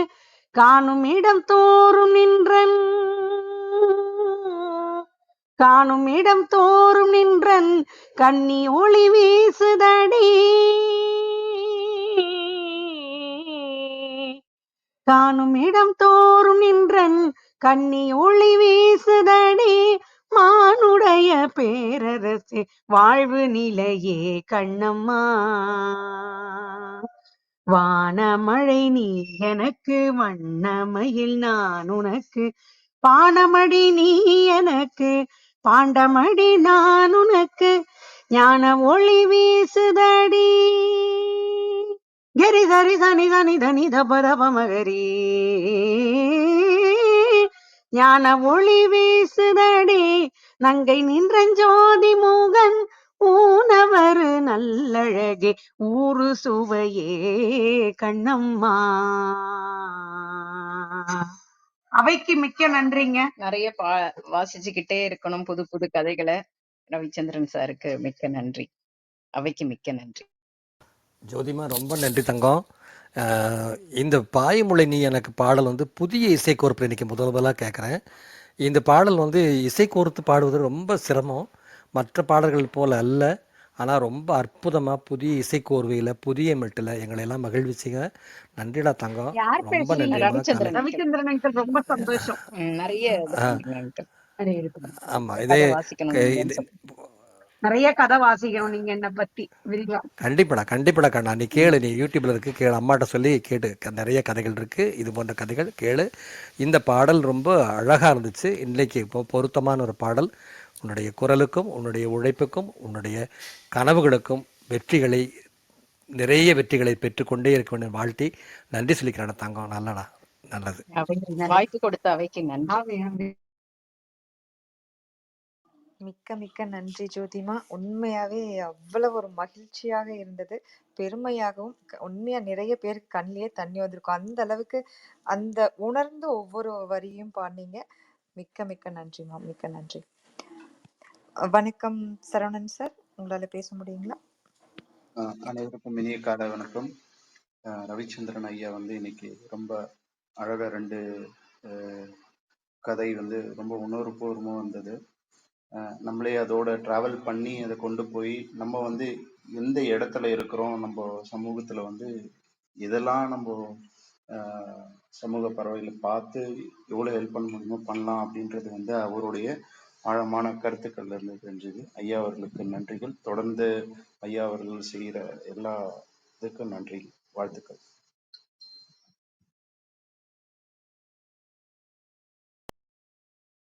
மிக்க நன்றிங்க சரவணன் சார், தங்களுடைய கருத்துக்களுக்கும் வாழ்த்துக்களுக்கும் மிக்க நன்றி. வணக்கம் அருளண்ணா, நீங்க பேசலாம். வணக்கம் வணக்கம், அனைவருக்கும் இனிய காலை வணக்கம். ரவிச்சந்திரன் ஐயா கதை அப்படின்னாலே உட்காந்து மெய் மறந்து கேட்டுக்கிட்டே இருக்கும் போலதான் இருக்கும். ஐயாவுக்கு மிக்க நன்றி. அவரு அந்த நம்மகிட்ட இருக்க அந்த அந்த கதையில இருக்க உணர்வுகளை வந்து நமக்கு தூண்டுற மாதிரி தான் இருக்கும். நம்மளே அந்த கதைக்குள்ள உள்ள போயிட்டு நம்ம அந்த இடத்துல இருந்தா எப்படி இருக்கும் அப்படிங்கிற ஒரு உணர்வை வந்து தூண்டும் ஐயாவோட இது. அந்த கதையில அந்த எதுக்குத்தான் நம்மளை அடிக்கிறாங்கன்னு தெரியாம அடி வாங்கிக்கிட்டு மன்னிச்சிருங்க மன்னிச்சிருங்க அப்படின்னு தான் கத்துறாங்க. ஆனா எதுக்கு அடிக்கிறாங்க அப்படிங்கிற இது தெரியாம அடி வாங்கிக்கிட்டே இருப்பாங்க. அது கொஞ்சம் உணர்வுபூர்வமா இருந்தது இவரு சொல்லும் பொழுது. ஏன்னா நமக்கு அந்த மாதிரி ஏதாவது நிகழ்வுகள் நடந்திருக்கா அப்படின்னு யோசிக்கும் போது, எங்க சித்தப்பா சித்தி அவங்க வீட்டுல 5 குழந்தைங்க. இந்த 5 குழந்தைகளும் சின்ன சின்ன பிள்ளைங்க. அப்ப ஸ்கூல் படிச்சுக்கிட்டு இருக்கப்ப அப்ப ஏதோ ஒரு 10 ரூபா நோட்டை வந்து காணாம். எங்க சித்தப்பா வந்து தேடி பார்க்கறது கிடைக்கல. அப்ப எல்லாத்தையும் கூப்பிட்டு யார் எடுத்தா அப்படின்னு கேட்கிறாரு கண்டிப்போட. அப்ப எல்லாருமே எனக்கு நான் எடுக்கல அப்படின்னு தான் சொல்றாங்க. ஆனா அவருக்கு தெரிஞ்சிருச்சு யாரோ எடுத்திருக்காங்க, இந்த 5 பேர்த்துல யாரோ ஒருத்தவங்க தான் எடுத்திருக்காங்க அப்படின்ட்டு எல்லாத்தையும் முழங்கால் போட்டு அடியான அடி அடிக்கிறாரு. அடிக்க எல்லாரும் அழுகுறாங்க. ஆனா எடுக்கலன்னு தான் சொல்றாங்க. ஆனா இவரு விடுற மாதிரி இல்ல. ஏன்னா அந்த திருட்டு பழக்கம் வந்து இருக்கக்கூடாது நம்ம குடும்பத்துல, உண்மையை ஒத்துக்கணும் அப்படிங்கிறதுக்காக அடிக்கிறாரு. பக்கத்து வீட்டுக்காரங்க எல்லாம் வந்து தடுக்கிறாங்க, ஏப்பா இந்த பிள்ளைகளை போட்டு ஏப்பா இப்படி அடிக்கிற அப்படின்ட்டு. ஆனா அவருக்கு வந்து இந்த பழக்கம் வந்து இந்த வயசுல இருந்தே வரக்கூடாதுங்கிறதுக்காக அந்த நோக்கத்துலதான் அவரு அடியான அடி அடிக்கிறாரு. அப்ப மூத்த சகோதரி செல்வி அவங்க பேரு, அவ என்ன பண்றது, எல்லாரும் தம்பிய தங்கச்சிக்கெல்லாம் அடி வாங்குறத பார்த்துட்டு, அப்பா நான் தான்ப்பா எடுத்தேன் மன்னிச்சுக்கப்பா நான் வாங்கி சாப்பிட்டேன் அப்படின்னு சொல்லுது. அப்புறம் அந்த 4 பேத்தையும் விட்டு அந்த பிள்ளையதான் பயங்கரமா அடிச்சு இது பண்றது. அதுக்கப்புறம் பார்த்தா அந்த தலகாணி கவர் அடியில வந்து அந்த 10 ரூபா ஒளிஞ்சிருக்கு, அவர் படுத்த தலகாணி கீழே. அப்புறமேலதான் யோசிக்கிறாரு, ஐயோ பிள்ளைகளை போட்டு இப்படி அடிச்சிட்டமே. அப்ப அந்த மூத்த சகோதரி செல்வி அவங்க ஆஹ், எல்லா பேரும் நம்ம தம்பி தங்கச்சியும் அடிக்கிறாரு, என்னையும் அடிக்கிறாரு, இவங்களை காப்பாத்துறதுக்கு வேற வழி இல்ல, அப்பா நம்ப மாட்டேங்கிறாரு, நம்ம எல்லாத்தையும் காப்பாத்தணுங்கிற ஒரு ஒரு இதுல தன்னுடைய செய்யாத தவறை வந்து ஒத்துக்கிட்டு நான் தான் எடுத்தேன் அப்படின்னு சொல்லி தவறா எடுக்கல. ஆனா சப்போஸ் அப்படி ஒத்துக்கிட்டா கூட அடிக்கிறத விட்டுருவாருங்கிற நோக்கத்துல அந்த பொண்ணு செஞ்ச செயல் வந்து என் சித்தப்பா வந்து கண்கலங்க வந்துச்சு. ஏமா இப்படி பண்ண? இல்லப்பா, நீ தம்பியும் தங்கச்சி அந்த அடி அடிக்கிறீங்க, நானாவது பெரிய பொண்ணு தாங்கிக்குவேன், அவங்க எல்லாம் சின்ன பிள்ளைங்க இருந்து தாங்குவாங்க, அதுக்குதாப்பா நான் ஒத்துக்கிட்டேன் அப்படின்னு அப்படி சொல்லவும் அப்புறம் எங்க சித்தப்பா ரொம்ப மன வருத்தினாரு. இப்ப இந்த கதையை இவரு சொல்லும் பொழுது எனக்கு அந்த நிகழ்வு தான் ஞாபகத்துக்கு வரும். ஸோ அந்த மாதிரி அந்த உணர்வுகளுக்குள்ள உள்ள போற மாதிரி தான் இருந்துச்சு. அப்புறம் இன்னொரு வரி சொன்னாரு, நின்றா மரம் விழுந்தா விறகு அப்படின்ட்டு. அது அந்த வரி நல்லா இருந்தது. இந்த மாதிரி ஒவ்வொரு கதையும் அவரு அந்த பேசுகின்ற அந்த பாங்கு மாடலேஷன் அதெல்லாம் கேட்கும். கதைக்குள்ளே நம்மளும் உள்ள போய்க்கிறாங்க. ஞானம் அந்த மாதிரி இருந்தது. நன்றிகள் ஐயா. இது போல நிறைய கதைகள் எங்களுக்கு நீங்க கொடுக்கணும், நாங்கள் கேட்கணும், ரசிக்கணும் அப்படின்னு கேட்டுக்கிறேன். வாய்ப்பு. மிக்க நன்றிங்க அருளண்ணா. உங்களுக்கு இது கேட்ட வரைக்கும் உங்க வாழ்க்கையில நடந்த எந்த நிகழ்வு வருதுன்னு சொல்லி அதை சேர்த்து சொன்னதுக்கு மிக்க மிக்க நன்றி. வணக்கம் மஞ்சு பார்கவி மேம், நீங்க பேசலாம். வணக்கம் வணக்கம் ரவிச்சந்திரன் ஐயா அவர்கள். வாசிப்பை நேசிப்போம் என்பது மிக அழகான தலைப்பு. அதில் மிக அருமையான ஒரு கருத்துக்களை எடுத்து கூறினார்கள். கொஞ்சம் வேலைப்பளு காரணமாக நடுவில் கொஞ்சம் பக்கத்தில் காணோங்கிற மாதிரி நான் கொஞ்சம் காணாம போயிட்டேன். காணாம போல இங்கே தான் இருந்தேன், தொடர்ந்து கேட்க முடியல. அதில் வந்து பார்த்தீங்கன்னா ஒருத்தவங்க வந்து ஸ்கூல் கேட்டை பூட்டிட்டாங்க, வேலை இல்லை அப்படின்னு சொல்லிட்டு அந்த வாய்ஸ் மாடுலேஷனோட அழகா மோனாக்ட் பண்ற மாதிரி அழகா எடுத்து சொன்னீங்க. அவர் வந்து உழைப்பு மூலமா தான் நான் வந்து ஒரு பொருள் ஈட்டணும், உதவி பண்ண. இப்போ அது ரவிச்சந்திரன் ஐயா எழுதிய புத்தகத்துல இருந்து தான் அவர் அந்த கதையை படிச்சதா சொன்னாரு. ரொம்ப அழகா இருந்துச்சு அந்த கதை. உழைப்புக்கு எவ்வளவு தூரம் நம்ம முக்கியத்துவம் கொடுக்கணும். ஒரு உழைப்பாளியா பாட்டாளியா இருந்து பொருளாதாரமா சிரமத்துக்குள்ளானா கூட அவங்க வந்து அவங்களுடைய தன்மானம் வந்து காப்பாற்றணும் அப்படின்ற மாதிரி கதையை எடுத்துட்டு போனீங்க ஐயா. ரொம்ப நல்லா இருந்தது. கண்டிப்பா ரீப்ளேல கேட்கணும். நன்றிங்க ஐயா. நன்றி. மிக்க நன்றிங்க மஞ்சு பார்கவி. வந்து தங்க கருத்துக்களை பகிர்ந்துக்கிறதுக்கு மிக்க நன்றி. யாராவது கருத்துக்களை பகிர்ந்துக்கணும்னா மேலே வந்து உங்க கருத்துக்களை பகிர்ந்துக்கலாம், இல்லைன்னா நம்ம ரவிச்சந்திரன் ஐயாவுடைய ஏற்புரைக்கு போயிடலாம். ரவிச்சந்திரன் ஐயா, உங்களுடைய ஏற்புரை. அனைவருக்கும் நன்றிமா. கதைகள் என்பது வெறும் பொழுதுபோக்குக்காக அல்ல என்கிற கொள்கையை உடையவன் நான். இலக்கியம் என்பது அரிப்பிச் சொரிந்து கொள்ளக்கூடிய ஒரு வேலை அல்ல, அறிவை பெருக்கிக் கொள்ள, அறிவை தேடக்கூடிய ஒரு விளக்கு. ஆகவே நாம் தான் வாசிக்கணும்னு திரும்ப திரும்ப சொல்கிறது. நான் எல்லா இடங்களிலும், எல்லா கூடுகைகளிலும், எல்லா மேடைகளிலும் தொடர்ந்து சொல்வது, தயவு செய்து வாசியுங்கள் அப்படின்னு. நம்ம இன்றைக்கு நம்முடைய சமுதாயத்தில் வந்து வாசிப்புங்கிறது ஒரு மெனக்கெட்ட வேலையாக, ஒரு சோம்பல் மிகுந்த வேலையாக இருக்குது. நிறைய சிந்திப்பவர்கள் கூட வாசிப்பது இல்லை. அது ஒரு பெரிய வருத்தத்துக்குரிய விஷயம். வாசிப்பு அனுபவம் கொடுக்கக்கூடிய ஒரு அறிவும் உணர்வு பகிர்வும் வேறு எதுலேயும் கிடைக்காது. எல்லோரும் இப்போ காணொளி உலகமாக போயிடுச்சு. மொபைல் எடுத்துட்டா ரீல்ஸ் பார்த்தா 2 மணி நேரம் ஆனாலும் வேலையெல்லாம் விட்டுட்டு ரீல்ஸ் பார்த்துட்டு தான் உட்காந்துருப்போம் நம்ம எல்லாருமே. நானும் கூட அந்த அந்த தவறை சில நேரங்களில் என்னை அறியாமல் செஞ்சிடறேன். அப்போ திரும்ப உணர்வு பெற்று வெளியே ஓடி வந்துடுவேன். அப்போ என்னென்னா, அந்த காணொளியின் மூலமாக பார்க்குறதெல்லாம் வந்து நம்முடைய கருத்தில் வந்து பதிவதே இல்லை அதிகமாக. நீங்கள் நல்ல ஒரு திரைப்படம்னு விரும்பி பார்த்த படம் கூட ஒரு 4-5 வருடம் கழிச்சுட்டு அந்த படம் மறந்து போயிடும். திரும்ப அந்த படத்தோட காட்சி வந்தால், ஓ ஆமாம் இந்த படத்தில் வந்திருக்கு இல்லையா, அந்த கதையில் இதுதான் நடந்துச்சு அப்படின்னு திரும்ப கஷ்டப்பட்டு யோசனை பண்ணணும். ஆனால் நல்ல ஒரு கதையை வாசிச்சிங்கன்னா, நல்ல ஒரு இலக்கியத்தை வாசித்தீர்களானால் வாழ்நாள் முழுக்க உங்களோட அது பயணம் செய்யும். நல்ல கதாபாத்திரங்களை நீங்கள் உணர்ந்து வாசித்தால் அந்த கதாபாத்திரங்களுடைய நன்மைகள், தீமைகள், அவருடைய சிறப்புகள், அவர்களுடைய உணர்வுகள் எல்லாம் நமக்குள்ளே நம்மை அறியாமல் புகுந்து கொண்டு நம்மளை செழுமைப்படுத்தும். என்னோடய வாழ்க்கையில் ஆரோக்கியப்பட்ட சொன்னது போல், நான் ஒரு சாதாரண குடும்பத்தில் ரொம்ப எளிமையான ஒரு வாழ்க்கையில் தான் தொடங்கினேன். நான் வாசிப்பு தான் என்னை வந்து இன்றைக்கு இந்த நிலையில் என்னை வைத்திருக்கிறது. இங்கே ஒரு ஏற்கனவே நான் சொல்லியிருக்கேன், இருந்தாலும் திரும்பவும் சொல்கிறேன். என்னுடைய கல்வின்னு பார்த்தா நான் வந்து பியூசி வரைக்கும் தான் படிச்சிருக்கேன். பிகாம் ஃபஸ்ட் இயர் போனேன். ஒரு 3 மாதத்துலேயே அந்த படிப்பை நிறுத்திட்டு வேலைக்கு போக வேண்டிய சூழல். அதனால் மேற்கொண்டு படிக்கலை. ஆனால் அகாடமிக்காக படிக்கலைன்னு தவிர வந்து வெளியே வந்து நிறையா படித்தேன், இலக்கியங்கள் நிறையா படித்தேன். அந்த நான் வாசித்த இலக்கியங்கள் நல்ல புத்தகங்கள் தான் என்னை இந்த அளவுக்கு எனக்கு இன்றைக்கு நான் எனக்கு மன நிம்மதியோடு நிறைவான ஒரு வாழ்க்கை, இந்த வாழ்க்கை வரம் என்று நம்பக்கூடிய ஒரு வாழ்க்கையை வாழ்வதற்கு காரணம் வாசிப்பு தான். அதெல்லாம் 2 கதைகள் வாசித்தனால எல்லாரும் கதைகளை பற்றி தான் அதிகம் பேசுனீங்க.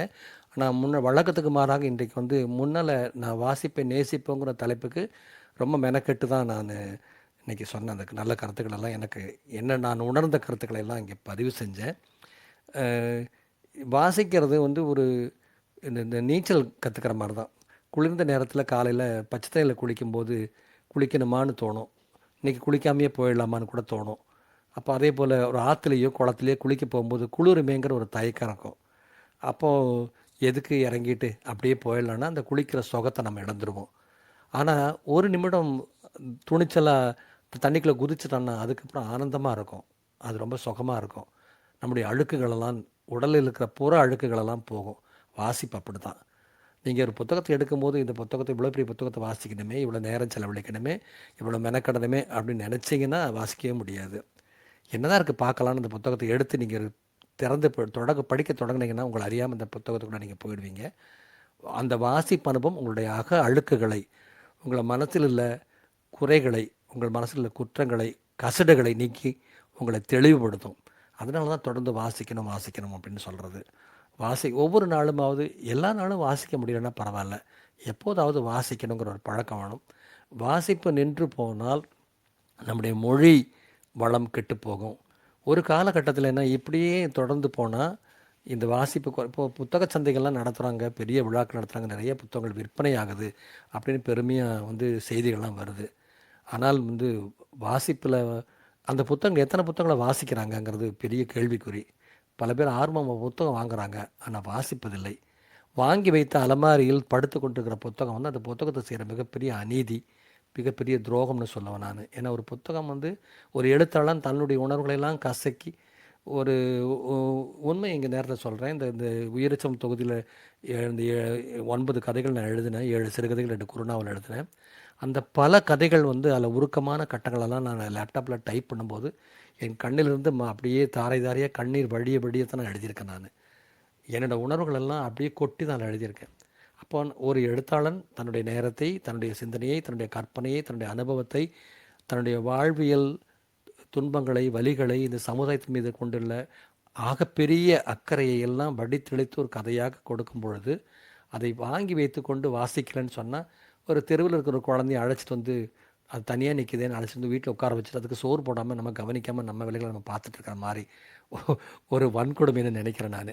ஆகவே நிறைய வாசியுங்கள், புத்தகங்களை வாசியுங்கள், அது ரொம்ப முக்கியம். அதுக்காக தான் வாசிப்பை நேசிப்போங்கிற தலைப்பில் நான் பேசுகிறதுக்கு வந்தேன் இன்றைக்கிங்க. இந்த 2 கதைகள்லையும் வந்து முதல் கதை வந்து பெருமாள் முருகனுடைய இந்த மாப்பு கொடுக்கணும் சாமிங்கிறது ரொம்ப அற்புதமான கதை. இதை நான் பல இடங்களில் இந்த கதையை நான் தொடர்ந்து சொல்லிகிட்டே இருக்கேன் நான்.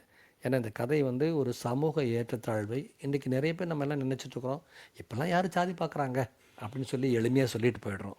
ஆனால் ஒரு நகர்ப்புறத்தில் ஒரு ஒடுக்கப்பட்ட இனத்தை சேர்ந்த ஒருவர் நல்ல பதவியிலோ கல்வி பெற்றோ ஓரளவுக்கு நல்ல வாழ்க்கை வாழ்ந்தால் கூட இன்னும் நகரங்களில் கூட அந்த தீண்டாமையும் ஒடுக்குமுறையும் மறைபொருளாக இருக்கத்தான் செய்கிறது. அதுவும் கிராமப்புறங்களில் பார்த்தால் இன்னும் ரொம்ப மோசமான வன்கொடுமை நிகழ்ந்து கொண்டே இருக்கிறது. தினசரி தொலைக்காட்சியில் பார்த்தா இத்தனை ஆணவ கொலைகள் ஏன் நடக்குது?